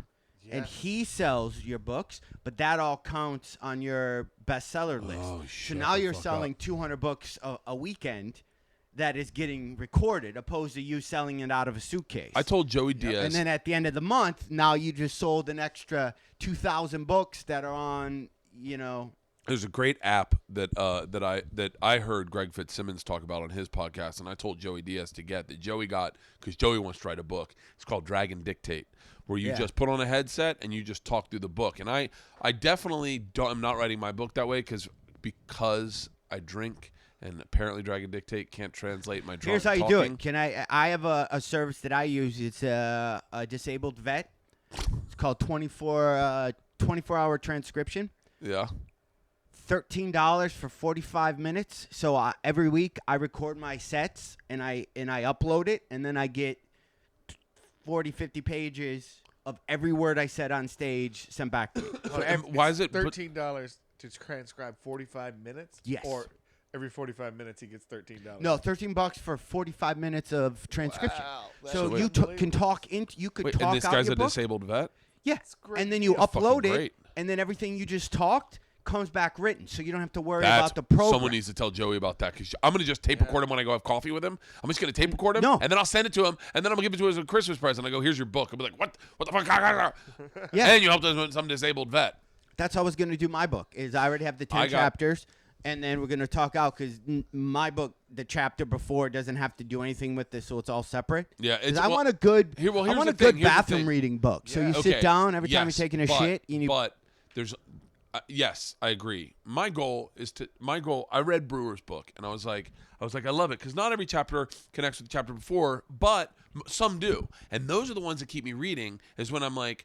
When I finish a chapter, I'm like, wait, this girl fucking died? Like, oh my God. Yeah. How, and then I flip to the next page, and so my goal in my book, and I don't know, right now I'm writing it that way. That's the way I'm writing it. My goal is to try to marry it all into one book that's fucking just a really great book. Yeah. And then, but here's the best part. This is the best part of this, is that you get a book deal, and then once you get a book deal, then everyone's like, whoa, he's writing a book. You all of a sudden become real. You haven't even written the fucking book. You haven't even written the book. Exactly. And then you can go into You're meetings, and you're like, and they're like, Bert got a book deal over at St. Martin's, and they're like, oh, that's fucking fascinating. So wait, can we read some? And I'm like, well, I'll give you and I give her the best one I have. And then they're like, and then a company wants to buy the Machine Story as a movie. So you're like, huh, because you have a book deal. You haven't even fucking written the book. Now you got a movie deal. You haven't even written a movie. And you're like, fuck yeah. Then who wants a sitcom? I just motherfucker right here. I want a fucking sitcom. That's how it works. That's how it works. This fucking business is so bullshit. It's all that's about fun. making people believe. and it's all going to start with our infomercial. It's all Our infomercial is going to be how to sell a book and never have to write it. I heard a story about a friend of ours Put together a program. who I know very well, and I know his career trajectory, and I heard someone talking about him, and I went, that is not how that happened at all. But it is kind of. It's just they're leaving out key facts. Right. It's all perception sometimes in this business, not with our fans and not with like the but it's all perception. We were talking about that, how Joey lives next door to me. And Right. and now everyone knows that because we've talked about it on the podcast that Joey and I are next door neighbors. Like, it's so bizarre. And like Ari's 2 streets over. Duncan lives like Weird. Everybody's like in this. Everyone same, lives on like- the same like block. compound. Yeah, and we're like 5 minutes from Joe's house. Like, it's really crazy. I feel sorry for like the random neighbors, like that older chick that lives in between. The girl that was on Roseanne. Yeah. She lives. And she's got a deal. No, the mom, her sister, Roseanne? her sister. No, her sister. What you guys should do is you guys should get on the roof and just like yell across to each other. Willie Garson from Sex and the City lives on this street. Like, this is a really aggressive street. It's almost like Historia Lane, Yeah. but with not hot chicks, but just older comics. Obviously, that everyone like to get understands drunk. that we're fucking joking because some people are like, "Are you fucking kidding me?" No, but that's the weird thing of perception. It's so fucking crazy because Joey and I are neighbors, but we're not next door neighbors. But we're close enough that we run into each other all the time. And like Ari yesterday, told us a story. Ari Shafir, when he was on me and Reep's podcast, about him dating the Struthers chick from Sally Struthers, from Family Ties. Tina Tina Yothers. Yothers. Tina Yothers. So there was a big rumor going on that Ari dated her forever, and he would have girls call and say it was her. And then on our podcast, he said, I was completely lying about it. But everybody thought. I tweeted. So me and Reep made up one on ours that his ex-roommate was Eric Stokes, who played a mask. Yeah. And he was kind of a dick. Yeah. We just, every episode, we would just kind of start talking about that just to start like I had random to stop. rumors I like had to that. stop doing that. I had to stop doing that because Doug Benson texted me or asked me. He goes, "So you partied with J-Lo and Meryl Streep?" And I was like, "What?" I remember that. And I was like, I was in the American Airlines lounge and I was trying to tweet and I couldn't think of anything to tweet and it was early and I was drinking. And after the Oscars, it was right? the day after the Oscars and there were a lot of people from the Oscars. Like the first class lounge was packed because it was all people from the Oscars. And I tweeted, "Holy shit, how crazy! Meryl Streep and J-Lo are in the corner talking." And all of a sudden, you know it's bad when your phone starts going ding, ding, ding, ding, ding, ding, ding, ding, and then everyone's like, "Oh my god, like what are they doing? So I was like, "All right, I'm gonna send over a bottle of champagne and congratulate Meryl Streep for winning the Oscar." So I said, and I tweeted that, and then I was like, "Holy shit, what are the odds? I'm doing Boilermakers with Meryl Streep and J-Lo at 8 a.m. in the first class lounge." And I want to say it's Doug Benson. I hate saying. I think it was Benson because I heard you guys talking about it. He was like, "So wait, what was it like partying with Meryl Streep and J-Lo?" And I was like, I didn't.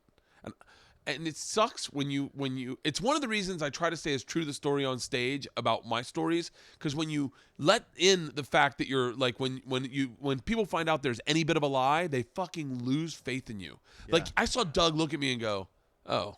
And I went, "What?" And he goes, "I thought that was going to be a cool story." And I was like, "No." I was like, "What do you think I was drinking with Meryl Streep?" And he goes, "You robbed a fucking train in Russia." So yeah, I actually did kind of think you were partying with Meryl Streep and J-Lo.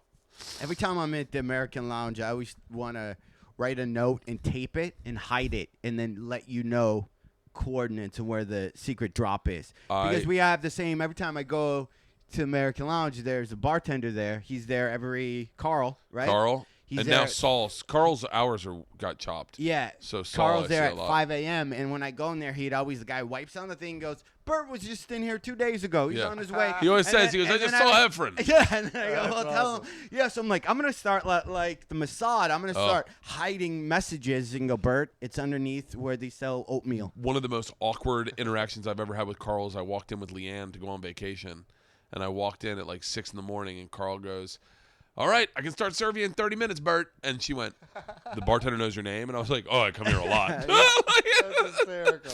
So, but I see Marin in there. I saw Marin in there a couple times.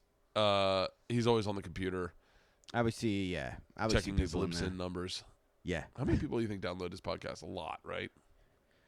Oh, it's got to be just crazy amount. I like. I It's so know. funny to watch the transgression of a podcast. Like Joe started with, and I say this. I remember them just sitting on the couch doing a UStream and reading tweets and replying to the tweets, Yeah. and then they started just talking, and then they started smoking. I'm sure they were smoking weed the whole time, and now it's turned into this absolutely fantastic kind of like it's an interview show. I never knew I've listened to some things and I'm like, how did he know I'd be interested in this? Like, I didn't even know I had an interest in. It's weird how fucking podcasts kind Bigfoot. of go.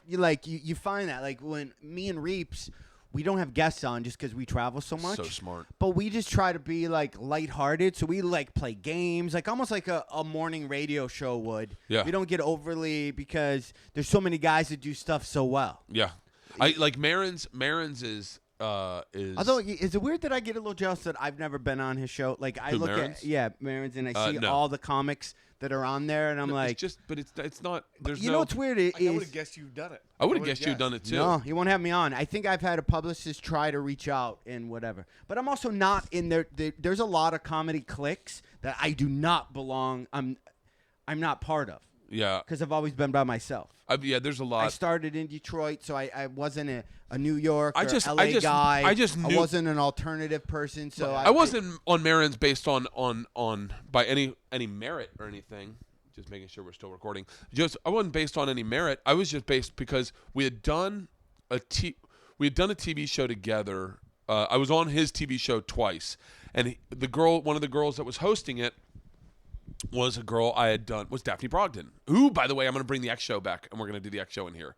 Daphne Brogdon, Craig J. Jackson. I can't get a hold of Gary Valentine, but can you produce an old segment for us? Yeah, I'll produce an old segment. And then we'll do it. We'll host I it. probably have old scripts. Why You can't you do get a word hold for of word. him? Because Gary's fucking. He won't Gary, call you back? No, not at all. But Gary's just is like he's like the Yeti. He disappears and then I can get a hold of him. I don't have his number. Yeah, one person away yeah. from him. All right, Yeah. I'm gonna Okay, cool. I'll get that from you. So what was I saying before that? So I had done a show with Marin and we talked about Daphne and we had a connection and then I ran into him like right after and I was good friends with his ex-wife and so I ran into him repeatedly and then I kept seeing him and I would definitely say I was one of the first subscribers to WTF and I told him how much I liked it and I started saying to him like, hey, can you bring on this guest? Like I wanted I forget the guy's name now, but I wanted like road comics that I'd see on the road that I'd always heard about, and he did one. He brought the guy on. He was like, Kreischer said I gotta have you on, and the guy's like, who the fuck's Kreischer? And Marin goes, exactly. Yeah. So but Marin's kind of changed a lot because initially he always wanted to have comics on, but I remember him doing ones where he was just by himself, and then he interviewed but his changed a lot, and now it's this great fucking. I don't know why Comedy Central hasn't put that on as a TV show. He's got an IFC show. Yeah. Oh, does? It's like a sitcom version. Clearly, I haven't listened. Yeah, so in you a start couple going weeks. to different podcasts for different things. Like I listen to Mark's because he kind of gets deep with the comics, but he Yeah. also likes certain types of comics. So you can kind of see where that, let's say, alternative-y kind of view. Yeah, but he brings on people he doesn't like. Like he definitely brings on people he doesn't like, and he calls them on their shit. And then Rogan's is a certain way. I listen to his, Yeah. because you get your knowledge on, and even here's my Duncan, podcast. but I listen to him. Oh, I love fucking Duncan. like, Let me tell you all something. the time. Duncan's one of the few people that can do that first minute, that first rant getting into the podcast brilliantly. Like Yeah. it's very tough to do. That's the only thing I don't like about Duncan. Are you And serious? I love Duncan. Yeah. Love Duncan. I love Duncan's because I literally sit there and I'll lay in bed on the road with the lights out and listen to him going, welcome, people of the universe that all transcend into the same space and technical. Yisha Rani said, like, and I love when he goes, and then he'll do a chant. I fucking love him. I don't know. Sometimes it just go like I think it's great, and I listen to every episode. But a lot of times I forward past that first 10 minutes. Yeah. That's what It just people gets go. a little long. People go, what, Bert, what's your podcast going to be? I go, basically, it's me talking about podcasts. Yeah, and I money, hear. and money. Yeah, you got a niche. I know. Yeah. I You told should just you. call yours Bert Kreischer's What'd You Make Doing That? Should be the name of your podcast. I What'd you fucking- make? And it's all money conversations. Like, what'd you Yeah. get paid? What'd you get paid your first special? Like, I love how much you the- make in CD sales? You I love the think? gossip of comedy. I told someone, I don't forget who I told this to. I don't remember. Maybe I've said this on another podcast. Or, but, or like, call it, don't quote me on this. Yeah. Let's see who our caller is. Is there a phone floating around here? Ooh, not answering that. Did you hear It's the back office saying, the Shelley Berman episode of Mark Maron? No. You know who Shelley Berman is? I saw him at the mall. Oh, is that old comic? Yeah, he's an old comic. I think he played Lucy Liu? Larry's dad on Curb Your Enthusiasm. Yeah. Yeah. And I didn't know anything about this guy. And he plays the album. Like, he was the first comic. He was the first guy to do the win a Grammy and go. Really? He was the first guy who did the phone stuff. Yeah, Bob Newhart ripped him off Yeah. completely. Really? And they talk about this, and like Newhart would go. I mean, Shelley would come to a club and say, "Hey, Newhart's doing your act," and Yeah. Newhart admits it. Yeah. Oh, that's I just saw him fucked up, at the man. mall yesterday. The Crazy. Shelley That's Berman so guy we're real. talking about. I'm so bothered by any amount of what I perceive, and that's a swinging door, but what I perceive is phoniness. Like, if I find my heart's broken the second, like, that's fucking. Yeah, I always thought that was Newhart's bit. I always thought it was, and it's not. And Shelley was remarkably calm about it. Like, he was pissed, but Like, I think like, a it lot just of guys happened. back then did talking on the phone. Like, that was their style of comedy back then. God damn. That's, You know, like, and there's always Yeah. different. There's whatever era you're in. It's like guys from the UK all have animal bits. really. Like, it's all like do. their bit will take place with some tiger in the jungle. Like, everybody has Yep. a crazy Really? animal bit. Yeah, it's bizarre. Yeah, it's weird. Every now it seems like now I feel You like can categorize almost every Yeah. comic. Like, you can, I wanna get- as egotistical as we, like when I see, guys. Oh, I'm going to talk about pot for Yeah. 45 minutes. Here's something you would do. Here's how it would be different if Yeah. I was on pot. We get it, but and you're going to do the I remember some guy wrote something about me going. John never lets the crowd down. Not overly groundbreaking is what the thing. Okay, but like five. You like, don't want to be overly groundbreaking. No. I don't. Yeah. but it was like what the fuck? five really positive things about me and one thing not groundbreaking. When I was like, Not fuck overly this guy, groundbreaking. I'm groundbreaking. And then I'm not overly groundbreaking. and then I'm listening to a bit on this thing with Richard Jenny, like, Yeah. and I hadn't heard the bit, and it was literally like 5 minutes of something I've been doing about my wife, because Richard Jenny had so much hilarious relationship I'll never listen stuff. to him. I never listen to him. I don't want to know No, if I'm doing you don't. something. And I was so bummed. I'm like, Oh. I thought that was. I didn't even know. A guy Oh, very innocently said to me, I have this new bit that's fucking been murdering about how I felt single as opposed to how I feel now, and how when I was single I was this beautiful stallion sprinting on a mountaintop and just I knew my own power and I looked gorgeous, and my wife was this diseased settler that looked up on the mountain, and then ultimately it's this analogy that you get into and it's been doing so fucking well, and I'm like sitting at a bar and I'm writing down what I just done, and the guy goes, "Man, I love your stallion bit, but it's real close to Patrice's shark bit." And I was like, "What?" And the second he said that, I went, "Oh my God, it's almost identical."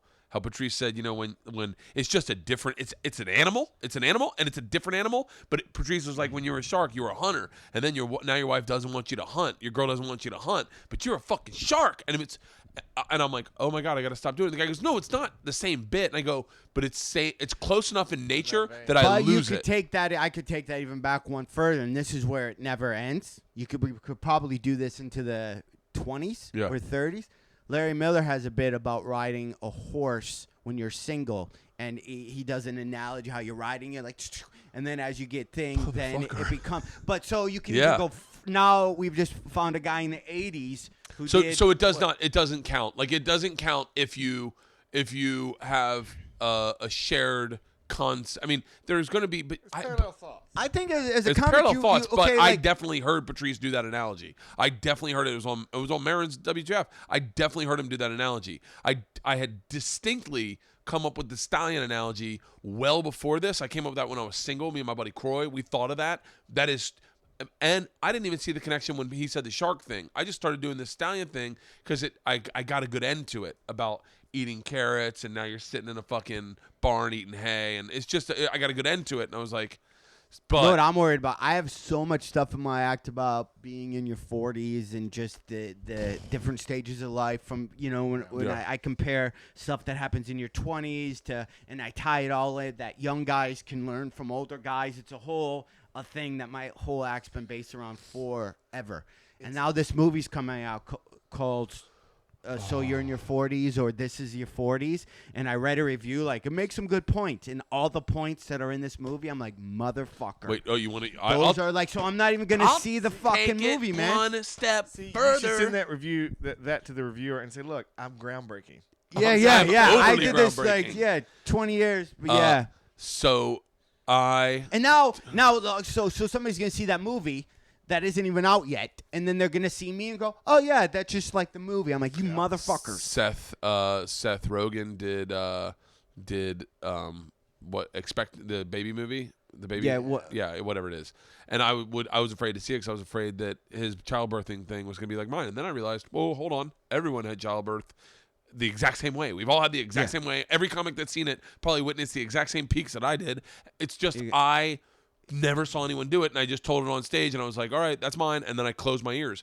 The other thing I will say, this is ready for this? So, like, the one thing I do now that I go, all right, a joke that is going to be in my act has to be specific. I don't write jokes anymore. It's specific me. For you. It's me telling a story about me and my life and what happened. Everything is down to the 100% honesty. Whereas, like, when I now tell the story about Isla shaving her face on stage, people go, I remember that tweet. Like it's got to be real. So I start getting I go to a meeting the other day with this guy, and they asked me to tell the machine story, and I tell the machine story, and he's like, you know who the machine is, right? And I went, no. And he's like, well, there's like 9 machines. And I was like, what? It's like Brian Wilson, a pitcher for the Giants, has a guy named the Machine who's in whatchamacallit. The fucking Albert Pujols is the Machine. That's what he calls himself. Bernard Hopkins has trademarked the thing, I am the Machine. Like, everyone's the fucking Machine. And I thought of this name when I was 22 years old in college, but now there's a bunch of machines, and I'm like, son of a bitch. So far as I pitched a show to John a long time ago that we ended up doing. I said it's called The White Gorilla. It's about this gorilla that moves to – this will bring it full fucking circle. About a gorilla who moves to Hollywood and wants to get into the entertainment business, and he gets a roommate, but he's a white gorilla, so he's never experienced anything. So it's real fish out of water, but he's also a gorilla. So he's no filter. No filter, and he's got these fucking gorilla instincts of like freaking out, and Right. And we're like, great. So we start writing scripts, and we start working on it and hashing it out. And then I get a call from John. He's like, are you watching Last Comic Standing? And I was like, no, what? And he goes, there's a fucking gorilla, a white gorilla on the show. And I went, what? Cut. I turn it on, and there's a fucking gorilla doing stand-up talking about just coming in. And I'm like, oh, my God. And I'm like, John, please know that I've never seen a gorilla act in my life. I had bought the website, thankfully. I sent everyone, I felt so guilty. I had bought the website the night I thought of the idea. I bought thewhitegorilla.com, and I bought it like 3 Thanksgivings ago. So it was like so well into the clear, but I was like, what are the fucking odds I'd come up with a show that with a gorilla, and then there's a guy on Last Comic Standing dressed in a fucking gorilla outfit doing his act. Like, well, it's really tough coming to L.A. as a gorilla. And I'm like, oh, my God, that's my fucking idea. Yeah, I saw I don't know if I want to say this because I don't know if I want to. Do you want to say it, and then I can take it out? No. Here's the thing that okay, here, be silent for a second. Okay, now if I need to take it out, I can.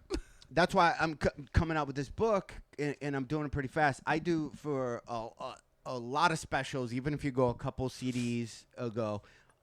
My big thing that I always do, and then I write underneath this kind of heading, is I look at young guys, and I tell them, whatever you're experiencing now, you kind of tend to think you're the first guy to ever do it. That's just something about being in your 20s. You go, boy, no dude's ever ran this game on a chick. And then I talk about, yes, we all have. You're not the first people to ever. So look at it this way. When I talk about stuff you're not ready for yet, I'm on the same road as you. I just left a little bit earlier. I'm 42, married. I come to you from the future. Yeah. Right? And that gets a laugh. And then I do. All the stuff falls underneath that title. Yeah. There's a comic, did a special, used to work with me. He goes to young girls I've seen your future. And he came up to me and goes, you know what I did? I just took the young guys version. I know you talk about this, but I just took their, like, these guys are my future. He came up and said that? Yeah, and he's and it's one of those things where I go, I should have beat him. Like, it's one of those things where you can't say his name, can you? No, where you handle something. something. Can you tell me, like, just like this? Nah. You're gonna tell me. I'm gonna tell you. Well, I don't want to start shitting on the guy horribly, and I fucking know him. But would you be pissed off? Yes. I've had. Yes. I would be pissed off. I would be pissed off, but I'm a very. But it is a different point of view. But it's blatantly. Yeah, I would be pissed. I would be pissed. Yeah. I would be very pissed, and I would be like, can't do that. I remember going in. And he knows when he sees me, you could see in his eyes. I know. I'm gonna go fucking online, going. He God, knows. in the future. There was a. Well, you'll get me when you do that. I used to go to a club in Amarillo, and I remember I had like 9 or 10 like really good, because I was so bombing so much at the time. Not bombing, but struggling on stage, that I had like 9 or 10 really great struggle lines to get me out. I had a great thing when a phone rang. I would go, no, don't worry about it. I go, this is our show. Answer your phone. Tell them to call them right back. And so I'd continue on to the show. When the girl went, hello, I go, get back in the car and suck my dick, bitch. You're not on the phone. I'm paying you to suck this dick, not talk to your friends. And she'd be like, I go, no, put the dick in your mouth. You put it in your mouth. You give me the phone. And then I try to grab her phone. I'm like, listen, she's sucking my dick. And I would do that, and it worked so fucking well. That was one thing, and then the other thing was like a bunch of. Right. Well, I came back to this club, and all the open micers were doing my bomb lines, because it was a tough club. Oh. And I was like, and I didn't know what to say, and I was like, oh, wow, like that was the number one reason. I was like, if I can get to the place where I can bring someone to work with, that would be great. I just don't want to bring someone so I know that all my material that I'm working on, someone doesn't. Sometimes people can see you working on a bit, and they can write it a little quicker, and then they take it on stage. You're like, whoa. You just took my bit and made it better? Like, you're not allowed to do that. You ever work with guys where they do that the week you're working with them? Yep. I had a feature guy that I was like, hey, work with me. And the whole, before you knew it, it was, so I'm getting older. My wife, like, where'd that shit come from? I haven't seen you do that. And suddenly by Saturday. Oh, it's fucking exhausting. Or they'll take a word. Let's say, let's say you have a joke where you go, white gorilla. I'm just making it up. And they haven't said it. And then their next show, like, I'm at the zoo. I'm like, and seeing this white gorilla, and like, what, motherfucker? Worse than that is when you see a guy. I worked with a guy distinctly, and this happened, where he went up. And then you don't know if they're doing it just to fuck with you. That's why every once in a while, the nice guy image, you gotta go. I gotta throw something in this green room. I worked with a guy one time who goes up and murdered, and then I went up after him and murdered even harder, and it bothered his ego. It bothered his ego that I could follow him. So the next night he goes up and he does. Parts of his act, but then he does his version of what I'm doing. He just, like, I remember at the time I would go like, I'd be like, where are all the Mexicans at? And then or whatever it was. I don't think that was the thing I said, but I would talk about race specifically. And so he would go and he would do whatever I did before I did it, so that then if I brought it up, it was like, looked like I was rehashing his old joke. But it was like, he didn't even have a joke. He just brought up the premise of it. And so that when I brought it up later, and I was like, motherfucker. And so what I'd do, and then he'd like hold as a pause. He'd be like, thank you. As a feature. So what I'd do is I'd get on stage. This is at the old, I don't even want to say where it was, because the guy will know where it was. But it was the old Orlando Improv, where they had an upstairs. Yeah. And I'd go, guys, keep it going for this guy. He was so great. Guys, seriously. He's up there. He can hear you right now. Louder. Everybody louder. On your feet. Bring him out one more time. And I'd bring him out. And I go, come on down. Get on stage with me. Come on. Now, this is my room right now. I'm creating this. He has nothing to do with it. I am mocking him in my head, going, come on down the stairs. And I brought him on stage. I go, you were so fucking funny. Do like 10 more minutes. I hand him the mic, and he was like, well. And I grabbed him. I go, get the fuck back in the green room.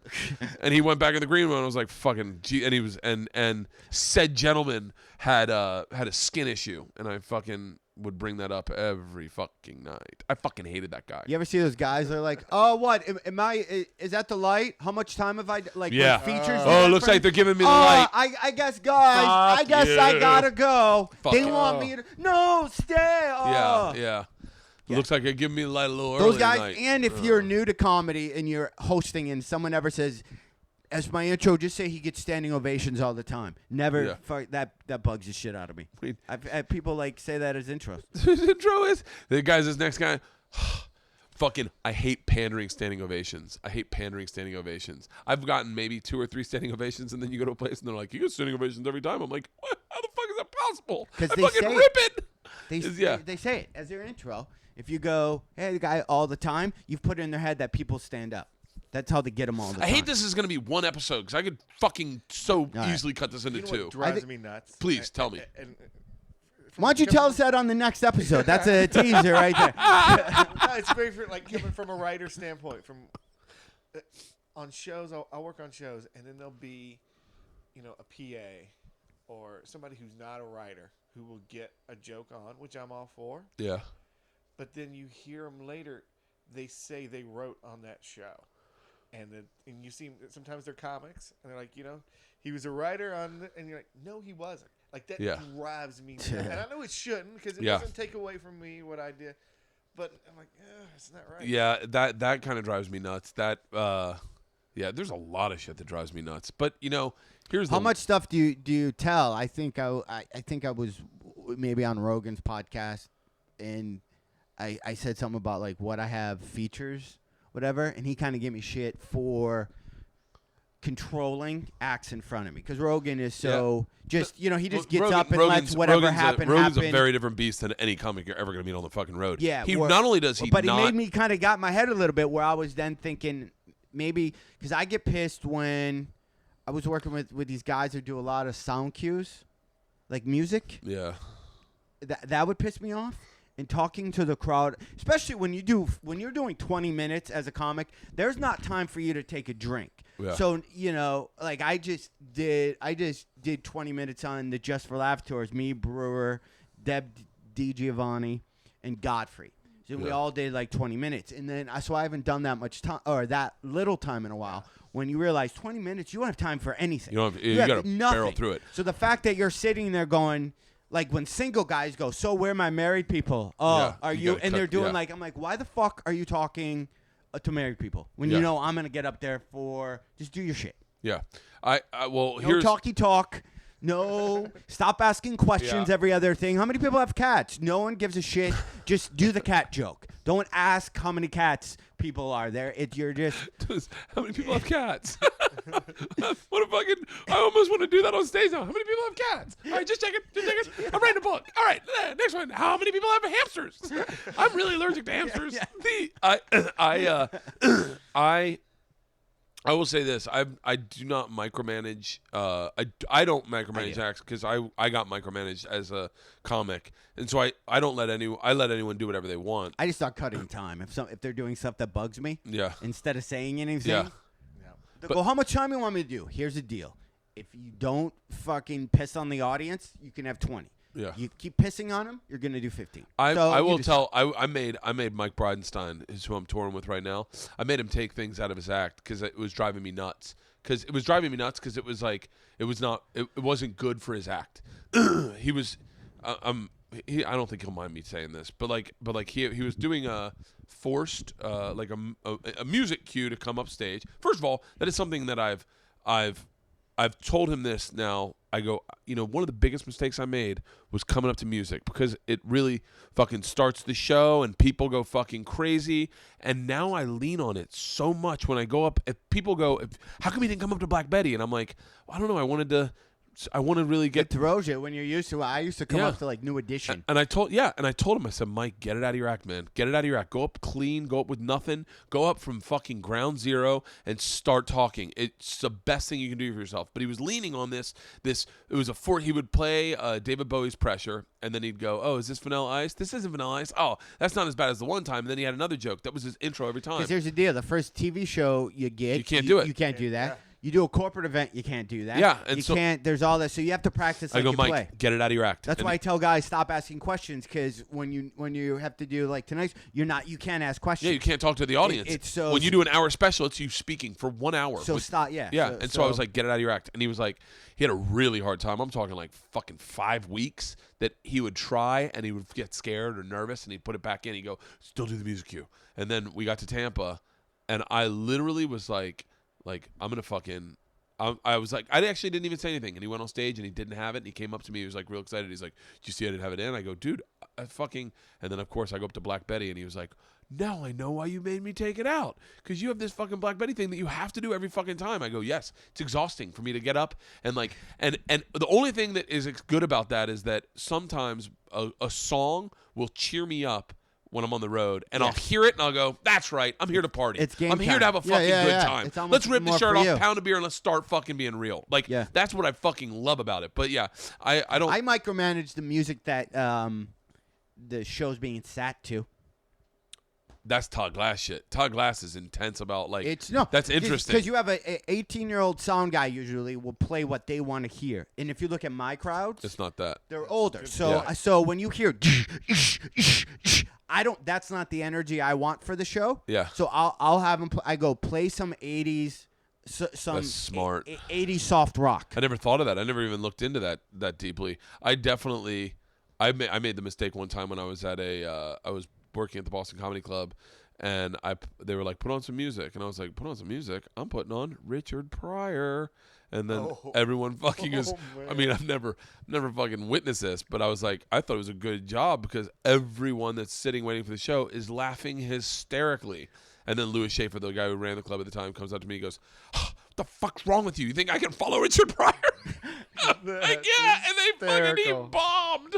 He bombed so hard. And I was like, ooh, note to self, never play Richard Pryor before a comedy show. But yeah, that's yeah.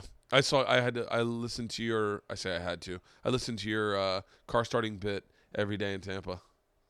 Because right before the show started, the car starting bit, and every night before the show, I'd listen to your bit, and I'd be like, that's like, I guess he's coming here next week, and it would get a big laugh, and I'd be like, is this a clean crowd? What kind of material should I do with this crowd, motherfucker? And then some more would come up, and be like, all right, it's a white crowd, no one's laughing at her, but yeah, all right, I guess what? Hey, I know we're wrapping things up, and it's a holiday season. Do you guys tip your mailman? No, I don't know, man. I do. I don't. I got shit for not tipping my driver one time. I said it. I mentioned it on a podcast, and everyone's like, "Dude, what the fuck's wrong with you?" So now I tip everyone overly to the point where it's fucking ridiculous. But no, we don't tip our mailman because we hate him. I don't tip the mail guy because I have no mail sent to my house. That's except for random junk stuff. Yeah, we don't tip our mailman because we have beef with him. He talked me. shit to my kids one time. Yeah, everyone tells me I'm don't tip supposed that to do Fuck it. him. And I always resist maybe back it. in the 30s. Oh, You tip your milkman? Our milkman? Milkman, Yes. him And our cobbler. We tip our cobbler, our milkman, and our horseshoe maker guy? Our horseshoe maker. I was right there. Our blacksmith we just stopped tipping. I almost was going to leave a tip the other day. I was almost convinced myself to do it, and it was a different mail person.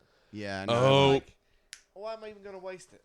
Yeah, no. I do the what would the maid think, and so I tip the maids fucking ridiculously big, and one day I went to go tip the maid. I was leaving, and she was standing in the hallway, and I was like, I left it in the room, but I saw her there, and I was like, I want her to know me so that she knows that I gave. So I go out and give her $100, and I was like, hey, thank you very much.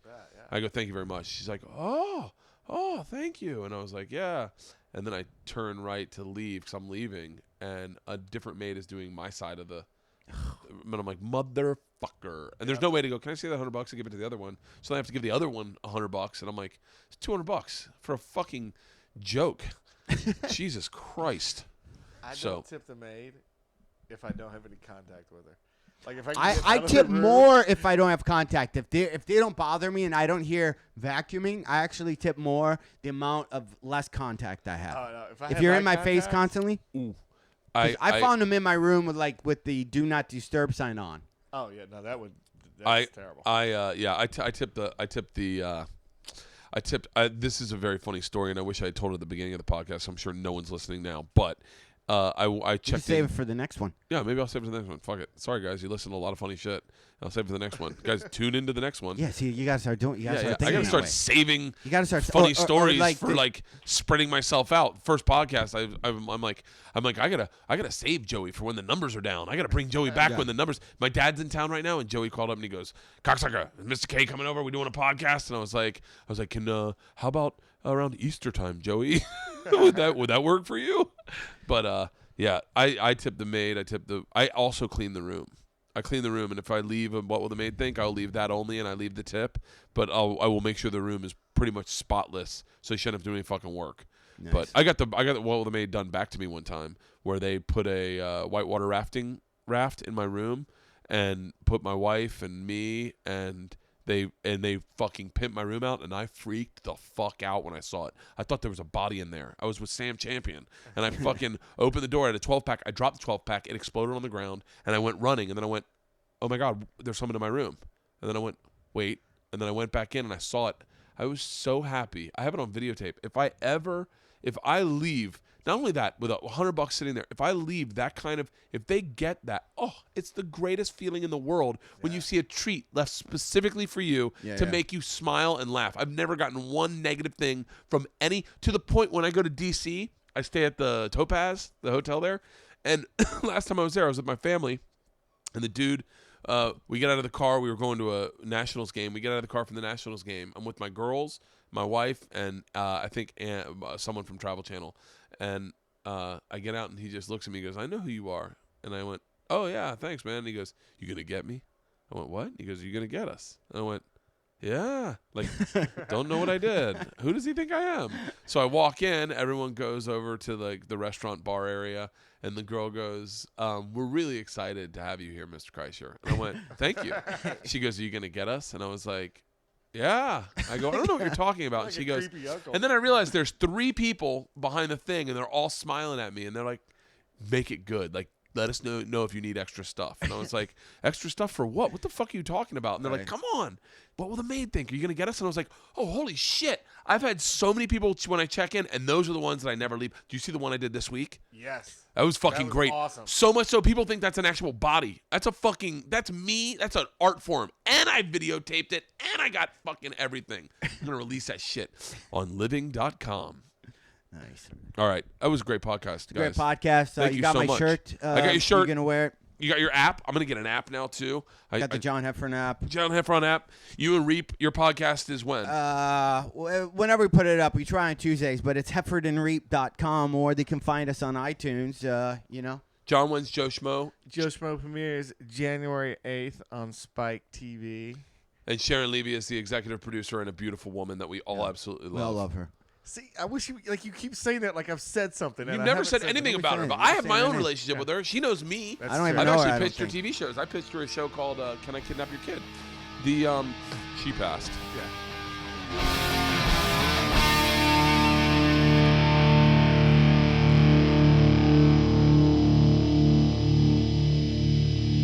This episode was brought to you by The Machine.